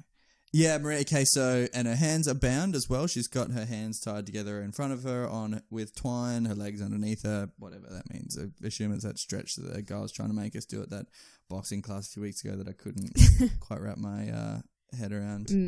And then there was evidence that somebody had like either tortured or played with her body during or after the murder. Bummer. Well, obviously, he stabbed her 69 fucking times. Yes. So, okay, so he only flicked the light on and saw her in the room, and then he goes to call the police, and then he finds a customer browsing in the book. So he goes and calls the police, comes back, and finds a customer browsing the bookshop. What? Right? She's just like... Isn't all the doors locked? Yep, so he goes, well, like, what are you doing here? Like... It's pretty wild. Like Just- the doors are locked and she's in there, and she says that the front door was wide open when she came there. So the guy No! was behind the bedroom door when the Oh husband my god, went that gives me chills. and found her body. So he was just, oh my gosh. Yeah. So if he had have walked into the room, he either would have seen the guy or he would have got murdered. Yeah. Fucking hell. And then so oh my god. and so the time between when the lady comes into the bookshop would have been in like a 1 or 2 minute window that the guys cruised out, and she didn't see him either. But somebody else said that they saw the shop, one of the curtains in the shop front moving while the doors were locked, but didn't see anybody, couldn't identify anybody. Oh my in god, there. I just got so scared. Yeah. Okay, so then there's a report of a lady who says that she nearly runs down a man on that street at that time in her car, and so he's running away from the crime scene. And then there's also a railway worker who then sees the guy running from the scene. He identifies him as like somebody early or late 30s, early 40s, short, pudgy guy with hairy arms. What? Which, I mean, I guess is like a prominent enough feature that you would... They must we have been would pretty fucking put it hairy. in the... Yeah, exactly. But you'd think it'd have to be like... You know the kind of hairy arms I'm talking Yeah. about too, like middle-aged, Aussie, Yeah. like super hairy arms. What was he? Does anyone say what he was wearing? No, I don't think they had an ID on the clothes, which is the first thing that I would have. I would an ID notice on the clothes fit before I straight away. fucking would notice his Be arms. like, what brands is he wearing? Damn, you're looking fly in that. That's a dope fit, my dude. Shame about the murder. Okay, so the boys are sent home. They got like the priests come and get them from the school. I think they go to Catholic school or something. And then they break the news to them that their mum's been murdered, and they go and live with their father. And then the police move into Marie's bookshop and use it as a base of operations for a few months while they're working on the case. So I'm going to run through a list of the initial suspects of. I'm just going to take a little break from the narrative here. And so the podcast is all like from the perspective of this reporter, Rachel Brown, like, and Mark, who is the oldest son. He's like it's like the style of journalism. He's very involved in it because it's like unresolved murder So how old case. would he be now? He's like 50. Yeah. He's talking on the podcast. So it's like that's pretty awesome. Interesting. Yeah. It's great. Okay, so the first list of suspects they sort of get together is a guy called... So one of them is this guy called Mario, who had been into the shop in the week leading up to the murder, and he had a heated discussion with Maria because she didn't want to buy some magazines that he had. I think this guy... And they were like... like maybe semi-pornographic, or they had like sexual material in them, and she didn't want them, and he was like, got into an argument about her. And this guy is like a super creepy dude. Like he's it like, sounds like yeah. 30s. He lives with his parents maybe, and he's like a lot. Which no shame if you are 30 and you live with your parents. In 1980 there is shame because like you're moving out in 1980, like common now for 30-year-olds to live at home. Back then. You could buy a house for $4. You didn't need to live with your parents when you were 30. Yeah, and also people people had kids at fucking 18 and shit. Yeah, exactly. Which I mean, I'm sure they still do, but okay, so he's just a weird dude all around. But then, so the police get a warrant to search his house, and they find the same twine that was used to bind Maria's hands in his backyard. It's him. He's holding up Case some closed. tomato plants. Yeah, I know, right? And then they find a receipt in his bedroom for a dry cleaner in the city, which is 20 kilometers away, for the day after the murder. And the dry cleaner said that he had stains that looked like blood on he his fucking pants. did it. It was Mario. Well, that's what I... Just hold your horses for a second. All right. So they've got another suspect is the garbage man who seemed to be taken by Marie. He stopped at their house at 5 a.m. every day to have a chat to her. And I mean, she was probably like pretty captivating because she has like a few males involved in her life. But yeah, the Garbos looking to drop a load at her house. If you know what I'm talking about, apparently. Wow. And then So any other there's because not anything else really significant about that guy at this point. I think he's just whatever. Like he was. people just knew smitten by her. he was into her. Yeah. And then so there's another guy who people think that she had a relationship with, a telecom worker. It says that they potentially had a relationship, or that she had tentative plans to have a relationship with this guy, which was very like a weird description. You know what I mean? Like I'm gonna have a relationship. I'm gonna. It takes a lot of confidence in yourself to be like, oh, absolutely. I have tentative plans to have a relationship with this person. I mean, which we've all done before. Like I've had tentative plans to marry fucking Brad Pitt for years. Realistic, yeah, that makes two of us, if I'm being completely honest. But I mean, nobody's safe from Brad Pitt's charm. But I agree too. I'm like, I'll probably get into a relationship with that person when they wake up and realise what they've been missing. Who like that love story where the true love has been in front of their eyes the whole time. Yeah. I was going to be like, I'm talking about You're like you, looking someone, really, but then I didn't want to say pensive. a real name of somebody in my life. Yeah, I'm talking to you, Izzy. I need to stop joking around. Joking around with this podcast and fulfill our tentative You just plans. agreed to do this with me to get closer? It's the biggest commitment I've made for love. Okay, so potentially alternative plans, and then the police go and interview him about this case, and he's like, yeah, we didn't have a relationship. I knew her though, And then 2 days after he gets interviewed by the police, he kills himself and mentions the police interview in his suicide note. What? Yeah. How so? Like, what? Do you know in what context? I don't know. I haven't read the suicide note. I don't know if it was a context as in I feel guilty about this, but he mentions the experience. So it could be like because he had a prior history of sexual assault. He'd raped 2 women in Queensland. And he had twine and a knife in his car.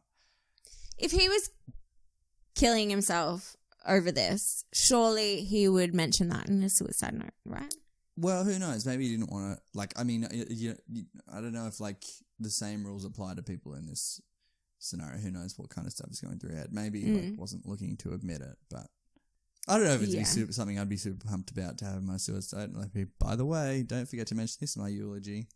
Yeah, but also, but like... mentioned it. He has mentioned it, so he's kind of, like, opened a bit of can of worms there. Anyway, okay. Write a better suicide note, Telecom Man. Okay, so then there's also real estate agents who she had previously been having a relationship with, and so go get him, girl. Peter. But then, so when the police were asking Mark if there was anybody that they remember his mum having like a disagreement with leading up to the murder, he says this guy because he went. Maria took Mark to his office and like confronted him one day, and he remembers the conversation. It was because that she was angry that Peter didn't tell her that he had a wife and he was dating Maria. Peter. Like, what a dirty dog! You and dirty dog. Also, a move you could probably only pull in the like before social media. Do you know what I'm talking about? Like you wouldn't be like, oh yeah, I just got no pictures of my wife on Instagram because she's going to be suspicious, and then I'm sure people still have affairs and shit. But if Maria's not the kind of person who would have had the affair if she knew he had a wife. Yeah, right. Gotcha. She wouldn't have had the affair. She wouldn't have had the affair, yeah. And then, so one of the other pieces of, like, evidence that was sort of floating around this list of suspects was that somebody had sent flowers to the shop that week. And they went to the florist. I don't think I get a description of who it was, really, but they had, like, paid in cash and just said, send this to Maria.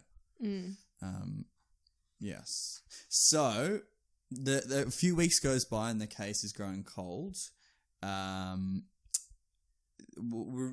the whole case kind of goes cold. So, but one of the detectives on the case, this guy Ron, I wish I had his last name. He's very prominent in this. I'm going to call him Ron from now anyway. So he like the case goes cold. It's open, but so it's just cold. It's not. There's no like public record of all this stuff yet because it's an ongoing case. And the detective Ron always stays in touch with this guy Mark James. Like, and Mark is saying that like he would son. he would like move house and not tell. He would forget to tell Ron he was moving, and he would like track him down and be like, just stay in touch and whatever. Which is insane. Like this guy, imagine how many cases he would be handling and just like care enough to do something like this. Yeah, Top good work. bloke. Good work, Ron. Now catch the fucking killer. Yeah. So like 30 years go by. So this is like 2013. Mark gets a visit from old family friend or an acquaintance. He's like, I don't really know this person that well, but it was someone who knew his father. And she asks Mark, so like just kind of rocks up out of the blue and then asks Mark about one of the priests who... From his school. Involved with the school, but also like because their family was pretty heavily involved with the church as well. So she's asking about this priest, Father Anthony Bongiorno, who Bongiorno. Exactly. It's good to get a more Italian name. He's a priest at their church because they're pretty heavily involved. Mark was an altar boy, and then the younger brother, Adam. He always used to like the Father Bongiorno used to take care of Adam. I guess it's like, you know, just like as they did back then, I guess. Like babies after school care sort of shit. Yeah, and then like just help out, I guess, pick up kids from schools and that sort of thing. And then she specifically asks him if Adam was ever sexually abused by Father Bongiorno. And then, so Mark goes, I kind of think so. Like, obviously, all this time has passed. Adam's never said anything about it. Which is also why I had prefaced this by saying that Adam's like, he's physically affected by cerebral palsy and Tourette's, but he's definitely all there. Like, he's a perfect brain. So Adam then goes and has a chat to Mark has a chat to Adam one day, and he's like, "Look, this is super serious," expecting him just to be like, "No, whatever. Let's tell that crackpot to a PO." And he goes, "Did you ever get did Father Bongiorno ever do anything to you?" And then and then Adam says that he did. He sexually abused him 3 times in the weeks leading up to his mum's murder. Fuck. So then, Mark's like, that is some crazy shit. And then Mark is like, well, does anyone else know about this? And Adam says that he told their mum that about it before she died. Obviously, before she died. Yes. Didn't do a grave visit and let her know. And then that she had said to him that she was going to do something about it. So she told him on. She says that she's going to phone the church the morning of when she's walking him to school the bus stop that morning. I'm going to phone them, and see what's going on. And then that afternoon she's dead. Fuck. Yep. So the police come and the 2013. Then Mark gets in touch with I think their mate Ron, the police detective, and he's like, "Look, this is a development in the case." And so straight away he's like, "For sure, hook it up. Let's get a statement," because they had never spoken to Adam before, just because of the social stigma that there would have been with mental health in 1980, and they were just like, Adam doesn't know anything, but he's like key to this whole blew it wide open is what Adam did. So, and then it turns out that Father Bongiorno is the guy he's the one who picked Mark up from school on the day that his mum had been murdered and told him about it. And then he also conducted the funeral, which is some pretty wild shit.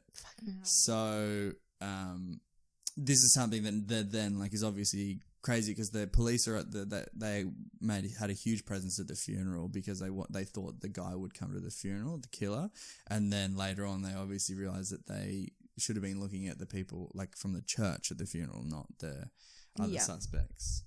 So this 2013 turns out Father Bongiorno died in 2002. What a letdown! No. It's devastating. That is devastating. And he was actually the first person the police spoke to as part of the case, and there's this big debacle, and I think there was this is on the news and stuff as a part of this case, and obviously now it's pretty common knowledge that priests won't give up any evidence that's given to them in a confessional, but I think this was early days, and he might have been one of the landmark sort of priests in this sort of thing, and so he's the first one they speak to, and they're asking if he would give them information if it was given to him in the privacy of confessional, and he was like, no way, it's not happening. So a little bit more about this guy. He gets transferred twice, which is not a good sign at the Catholic Church at that time. It's pretty damning sort of career progression to have. And he ends up at this place, I'm not sure which parish, maybe Ambrose or something like this, and then he ends up he ends up abusing another boy who's disabled as well, and they get him. You can listen to the interviews with him on this other podcast. It's pretty red hot with the boy. Yeah, and he's recounting the sexual abuse from this guy, and then over time it comes out that there's three victims of this guy come forward, and they charge him. No, they take him to, there's a trial, and it was just weird the way they ran it back then. They used to do independent trials in the case of sexual abuse, so there'd be 3 different juries. None of them would know about any of the other cases and stuff, and so this kid who got abused and one of the others got acquitted, so the third case was just dismissed. I think eventually there was a ruling later on by an independent part of the commission where he was convicted of sexual crimes. But anyway, this guy's he's so such did he a spend scumbag. any time in jail or No, he just went straight back out there? Yeah, he's just I think he got put on sabbatical by the church or something. He was just lay low for a little bit, you piece of human scum. So after this sort of comes out around this time, this other guy comes forward who's an electrician at the time, And he's saying, so he comes forward to police and says that he saw somebody who he recognizes Father Bongiorno from like the newspaper roll into a backyard he was working on, like a couple of doors down from Maria's house on that morning, and he's like got blood on his face. He's got like his priest robes rolled up and he's got blood on his arms, and he's like, What? bro, what is up? What's happening? When did this guy come forward? So this is after that. So like 2000 and whatever. Yeah. So he didn't join the dots until like 30 years later, because he maybe saw something about the case, or he saw Father Bongiorno in something, or maybe, and then he was like, I know that guy. This is the same guy who I saw. And so he's like, yeah, what's up? Like, are you all right? And Father Bongiorno was like, yeah, cut my face on a rose bush over near that wire fence, or cut my face on the fence near the rose bush or something. Which is wild anyway. Like, who cuts their face on a rose bush? Come up with a better lie than that, dude. Yeah. For sure. Okay, I'll say, I don't know if it's a lie again, but probably. I'm not interested in this guy. He's like, I hate him. Yeah. So then that sort of like, again, sort of, so he goes, okay, chill out. I've got a first aid kit in my car, which is like not bad for 1980. I guess they still, I'm thinking it's like the dark ages, but probably still have a it's lot like of just stuff the other going day. on, like 1980. And he's like, okay, wait there, I've got a first aid kit. So he cruises to his car, turns around, and he's gone. Nowhere to be seen. And he's in his like priest getup. Yeah, he's in his whatever it's called, the Habitat for Priests. I don't know. Which, I mean, like, if it wasn't so associated with priests, it's kind of a badass outfit, like that little collar thing. But obviously, because it's like, it's a priest, you're not going to like hit the clubs in it. No, If absolutely you take not. away the association, though, the outfit's cool. Yeah, sure. It's kind of like the Southern Cross, you know what I'm talking about? Like, if you didn't have all the... If you were the first one to get a Southern Cross tattoo... Great. It'd be You're such a good killing it. idea. Yeah. Anybody who has Southern Cross tattoos is fine. Are you looking at me like making I was sure just I don't checking have one? yours out to see if you got any peeking out. It's fine. I would actually get one now, but probably more ironically. Yeah. So... Yeah, this guy, he kind of blows it wide open again. Like, there's a lot of, like, 30-year, what's it called? When something is blown wide open. I'm just going to keep saying that because I'm like, that's fine. It's I'm all just blown rolling wide with it. open. Yep, big time. So... Then again, they're like, this is crazy. Might be enough for us to this guy giving a statement might be enough for us to exhume Bongiorno's body and get some DNA to test, because they have some evidence, some DNA evidence from the site, from like a pillowcase, and so they tell Mark about it, and they're like, this is crazy, this is like, it's all happening. And then they're gonna get like they don't have enough evidence to exhume the body, and he has a living relative they could potentially get DNA from. And then they're like, oh, what are we gonna how is this gonna play out? And then all of a sudden they get Mark gets notified by the police that he's completely cleared of any suspicion of being the murderer, but won't tell him why. And they're like, yeah, well, like, you can't know why because it's part of an open investigation.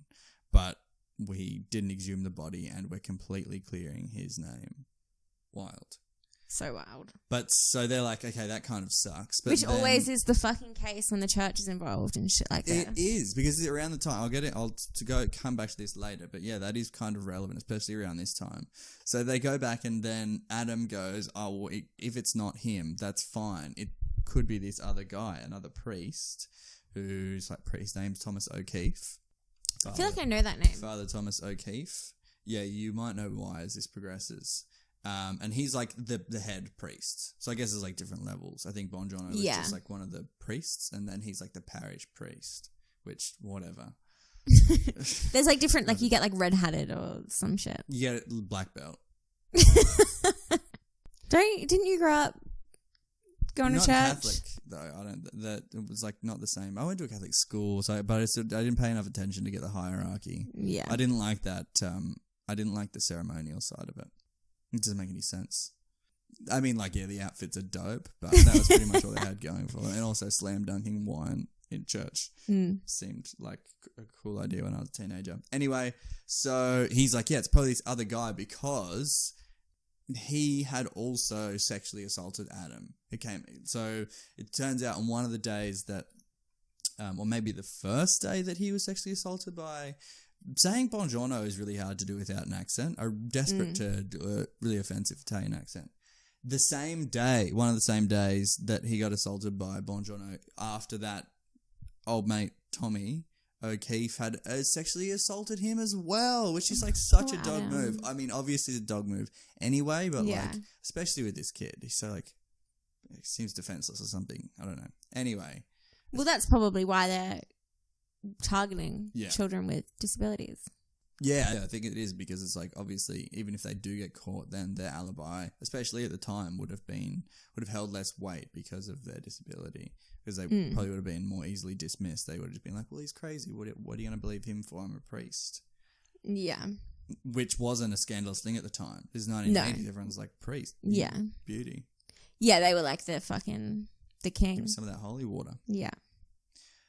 So then, so this is sort of, I'm going to talk about Rachel Brown in this like a fair bit because like it progresses quite a lot at her behest. Like she's pretty involved in the investigation and kind of progresses a lot of this stuff. So she sort of searches around doing some research on this guy, Father O'Keefe, and finds this blog post online by somebody who had been abused by him in the past. And in the blog post said that he had been introduced to a cult by Father O'Keefe that had murdered people before. And so she's like, that is wild. Like, that's so far-fetched. Obviously, take it with a grain of salt.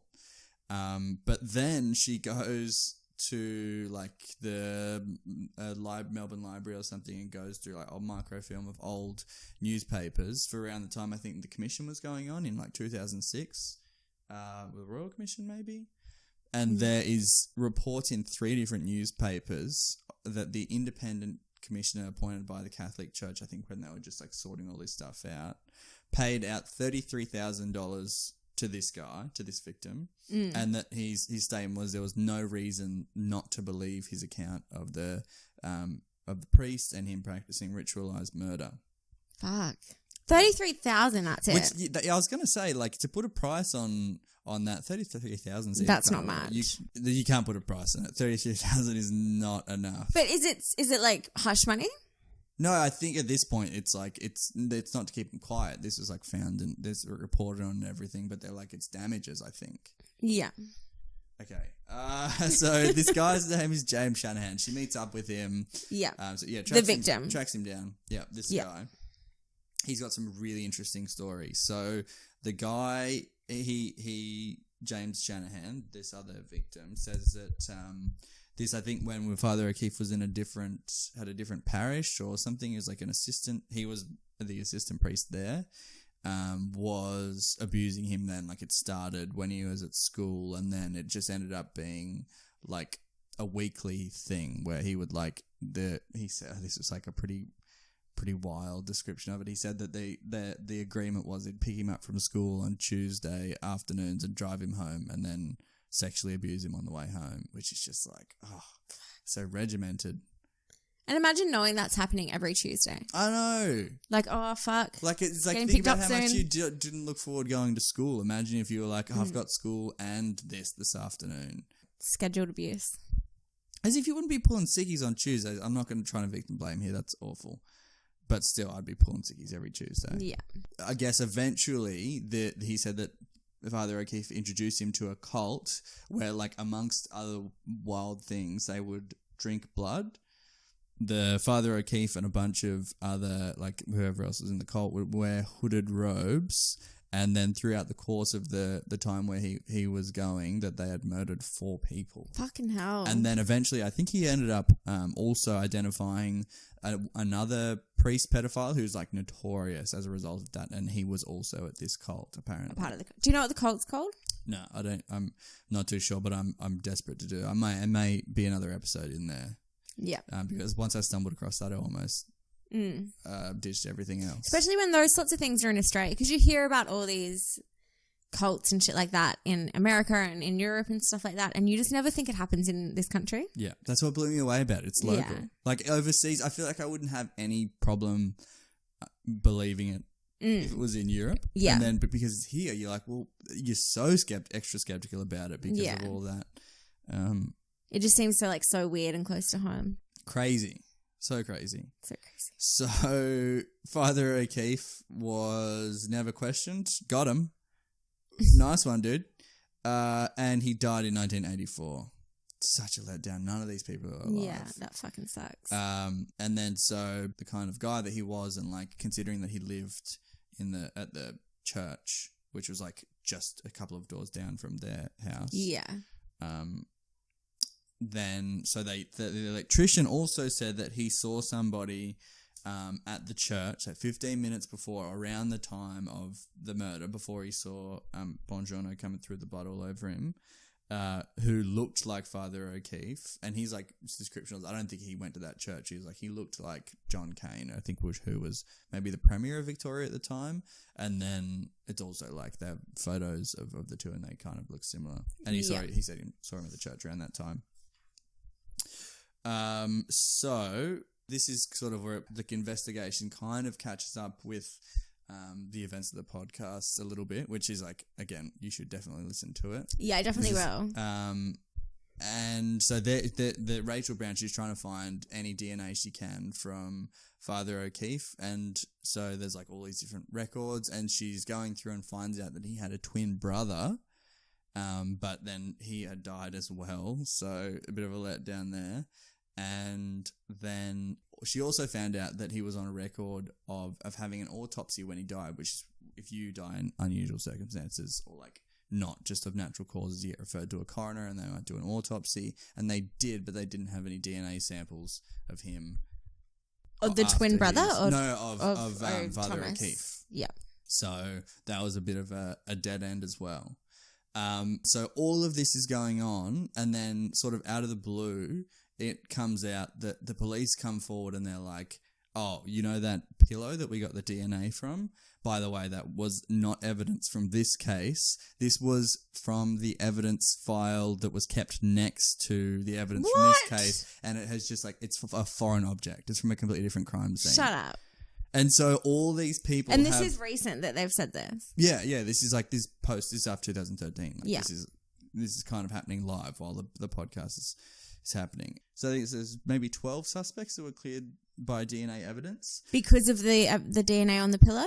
Not only that, but they find out that there was another piece of evidence, which was a quilt that was covered in her blood, but also might have had blood from the killer. And they think that there definitely would be blood from the killer there, because when it's, they were saying that when somebody does a frenzied attack, they almost always cut themselves. And that's probably what, if there'd be DNA from him there. And so there was like a blood-soaked quilt that was in part of the evidence, but it was just an empty bag. Like the quilt was gone, but the bag was still there. Which is insane. In evidence. What you were saying about having like somebody tampering with the evidence. I don't know if it was around this time, but in the Victorian police force before, it might have been before that, but they had there was a big conspiracy about the Catholic Mafia, who was like a group within the police force who would just tamper with evidence. Really? And they would like whatever to protect the church. Pedophile priests, pretty much specifically. So who knows? Like apparently they said that it could have been like a biohazard issue and they also, a bunch of evidence went missing when they moved the location of some of the evidence from one location to another. But anyway, it's pretty red hot regardless. Yeah. It's fucked up. So now they've got to go and try and retest all the evidence they have to see if they can get a DNA profile of anybody else except for her in there. And so, like, throughout the course of this podcast, she is obviously garnering enough attention that people are contacting her and being like, I've got this evidence, whatever it is. Like, and so somebody comes forward and they're like, I have old clothes of Father O'Keefe or Father O'Keefe's twin, which will, like, definitely have his DNA evidence, obviously. Picks up, like, all this crazy stuff is happening. So nobody's in the clear now. All these 12 suspects they've cleared. They're all like back on the list. Like, jokes. Gotcha. How do they fuck up that badly though? Like, how do they grab a pillowcase from a different case? I mean, I know that's human error. Fucking shit happens. Yeah, but like, that's it. It's pretty crazy, especially because it's obviously amplified by how much of a high profile case this is, and stuff like that must happen, but you just don't hear about it. Yeah. The system's not going to be perfect, and it's 1980. Oh, absolutely. But it's bad though. Like, I'm not. It's very, very bad. I'm not trying to say that it's fine. Just toss as much evidence out as you want, boys. If you need space, just get rid of some old blood-soaked pillows. Yeah. Mix it up and together. what did they try and look for the quilt? So there's been a bunch of they couldn't locate the quilt, and apparently so I think there was a Freedom of Information request that went in to figure out what had happened in them trying to follow up where the quilt went, and it had just been filed somewhere else, but they never found it. That immediately screams something fucking shady's going on. Yes, and not only that, but apparently there was there's some other missing evidence that had related to Father. So Father Bongiorno is back in the picture as well, which is crazy because he seemed so guilty for a minute there, and they cleared his name, which is I was like, oh, whatever. But they wouldn't say why. Yeah, they wouldn't say why, and because it's an open case, they still haven't said why. Yeah, I mean, there's a lot to unpack here. I'm going to try and wrap it up pretty quickly because it is unresolved, so it's going to be a huge anticlimax regardless. Yeah, I'm going to preface this by saying that. Yeah, so Father Bongiorno is back on the scene, which he was pretty red hot before. And also everyone is. Mario, the loner who had the twine and the bloodstained pants. Yeah. Back on, baby. Get back on board the train. So did they only clear him because of DNA? I think he was cleared on DNA evidence. Yeah. So I think he's number one suspect possibly now. At the moment? Yeah, potentially. Well, there's a short list. It's top 5 hot picks for who done it. Yeah. And I think he's definitely on there. Possibly number one. And they one. can't find him? I'm not sure. I'll listen to the podcast. Yeah. Don't have that research in front of me, I'm afraid. I've gone pretty good. I've got a lot of facts here. I've got a lot to get through. There's tons of hours I'm trying to condense this down from. Yeah, okay, so there's a bunch of people on the list. So he's numero uno. The telecom man's back on the list. There's this guy, Peter Keogh, which I'm not sure if this is the real estate agent or if it's a different Peter. He's suspect number 4. And he's pretty interesting because he had killed his former partner, so he was convicted of murder. And then he's Why was he not in jail? Well, I don't know. Maybe served his time. Did a stint or something. You only get 2 months for killing someone in Australia. It's crazy. Yeah, it is crazy. Any murderers out there, it's a good place to live. Oh, you can't say that. All right, so his psychotherapist... This guy, his psychotherapist, they're convinced that he did it. And the psychotherapist? This is pretty red hot. Or the psychotherapist was convinced that Peter did it. Oh, no, Peter's psychotherapist, his personal one. Because they got patient, whatever, psychotherapist confidentiality. Yeah, but there's certain, Okay, so listen to this and tell me what you think. Stop talking for once in your life and just listen. So they tell their colleague that the police should investigate this guy because she didn't want to breach confidentiality. But if he's like, oh, I did it, and she's like, oh, well, I can't tell anybody, but he did it. To was this recent? A colleague. Yeah. This is recent. Yeah. So I'm... Oh, have you got... Yeah, shed me some light on this. What do you know about... There's certain rules. So say if we were in a therapy session, I would have to tell you that what we discuss is confidential. However... if I think you're at risk or if someone else is at risk or something like that, then I'm at liberty to discuss it with someone else. Right. Okay. Something like so that. it's not confidential. So it's not confidential. No, not at all. If you came to me and were I killed my wife. If it's funny enough, you would tell somebody. But if you came to me and was if you said something that I thought implicated you in a murder or any crime, I think it is it would be my duty to go to someone else. For sure. Okay, I think I'm on the wrong side of this argument because when you say it like that, obviously I want them to tell the police. I want them to have the freedom to tell police. But obviously they don't have the... they didn't have the... Well, they do. At that time. Well, yeah, okay. I guess they kind of did something. Which is also a reason why I could never do that role. I would be telling people stories constantly from work. I wouldn't be able to keep a single thing in. So everything would make such a good story. It'd be like, look at this weirdo. He killed his wife and someone else. No, I'm not saying that. But they're weird behavior, they're eating their own poo or something. Yeah. Well, maybe it's a good thing you're an engineer. Yeah. No confidentiality required. So yeah, that kind But of. yeah, I don't think that's not valid at all. Okay, that's not valid. What do you mean?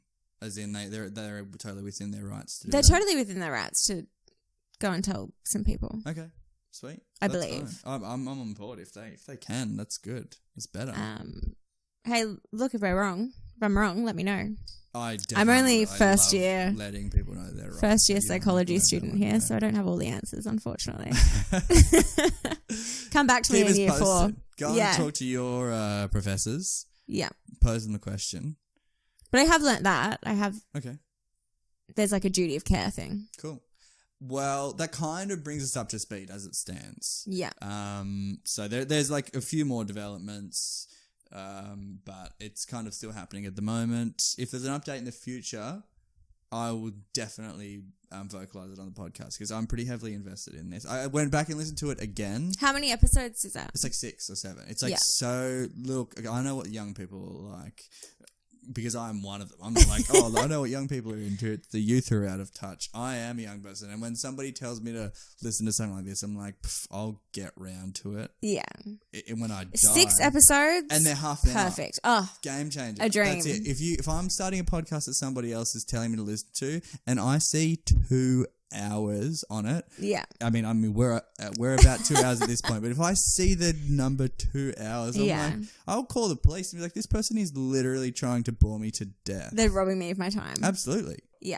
Yeah. Half an hour that's a dream. I'll definitely listen to it. Yeah, You smash that I'm out. sending someone an invoice if they try and get me to do something for 2 hours. But yeah, everybody listen to it. You listen to it. I'll listen to it. Yeah. I'll try and listen to it before we record next, and then I'll let you know on the Weigh in, podcast. definitely. What I think. Love to hear about it. How I feel.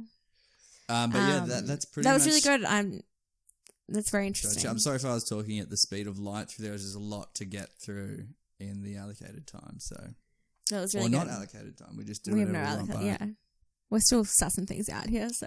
we'll see. We'll just keep going up. Every week we'll do an extra hour once you get to the point where we feel like it's too long. So next week Yeah. be 3 hours. If we get like I'm thinking like 11, 12 hours is probably where people start to drop off. Yeah. 12 hours solid recording, you reckon? Yeah. I dare say we'd be discussing some pretty ridiculous shit by the end Oh, of it. absolutely. We would be. By hour 7. It's just First dribble. 6 hours obviously is fine, but by Yeah. 7 you're scraping the bottom of the barrel a little Yeah. bit. Absolutely. Great. Might get pushed to talk for a little while. Oh, a few hours will definitely just be heavy breathing from the cat and maybe some intermittent purring, but you stick My with us. friend's 4-year-old boy was here 2 days ago, and he goes, "Hey, Israel, why is your cat so fat?" Is she fat? She's a bit overweight. Oh, let's give us a touch. Oh, yeah, okay, yeah. She's Yeah, there's a bit of... Oh, hi, she's honey. not running an 8-pack, that's for sure. No, but she's an old lady. She's 10. I'm older than 10. Yeah, but not in cat years. Okay, that's fair enough. I don't know. Yeah. That's probably a pretty good place to leave it then. Yeah. I believe so. Yeah, cool. Alrighty, well, thanks for tuning in if you did. And If you didn't tune in, if you didn't tune in, no fuck thanks to you. Exactly. If you follow us on Instagram, Chains of Mystery Podcast. Or did you want to tell me about your... I'm putting my Google search history on hiatus for 1 week, and I've got big plans for it next week. Oh. But I will say, because the first 2 have sort of also, like, it has been about my Google search history, but it also has kind of been, how's my, like, body weight fitness journey going? Oh, so I'll give you an okay. update on that if you like. Yeah, So wonderful. I did the same. Okay, so I went to we were talking about how Izzy took me to a boxing class. Yes. I went again, awful. So bad. I was sore for, you know how sometimes you exercise and you sore for a day or something Yeah. afterwards? This Saturday morning, Wednesday, the next week, I'm still going, I don't feel normal. Like, I'm still not fine. Yeah. Which is crazy. That is crazy. And then I tried to do the beginner's exercise routine again. Awful. Where? What? Oh, the one that we found in your Google. Yeah, my beginner's body weight calisthenics exercise. And it's just like it's taunting me because it's literally calling it. And he's like my issue is that I don't think it's a beginner's workout. Yeah. I think they've just called it that, and like the person who is making this post is like Arnold Schwarzenegger in his prime. And he's like, this is for beginners. Yeah. Do 1,000 chin-ups, no break. I think that's part of the problem, but also it's taunting me so much that they've called it beginners that I'm so intent on doing it until I can do the whole thing. Because I'm cheating at this point. I'm like, 10, how do you feel about 1 chin-up? You know what I'm talking about? I know what you mean. I'll keep you posted. Yeah. I don't know if anyone else is interested in this, but... No, I mean, I'm very interested. Okay. Because I was away for a week, so I didn't, not a week, 5-ish days, so I didn't do any exercise. And I was eating like pints of ice cream every night. So I came back not feeling that great about my body. Okay. So I might have to smash out some beginners classes with you too. Good luck. It's not. Summer's here. Expert. Summer, yeah, it is here. Spring is summer on the Gold Coast for sure. Winter is summer. Yeah, let's be honest. It's summer all year round here. Yep. It's a beautiful place of the world. Exactly. Alrighty, well, cheers. Cheers, Az. Thanks very much, guys. Bye.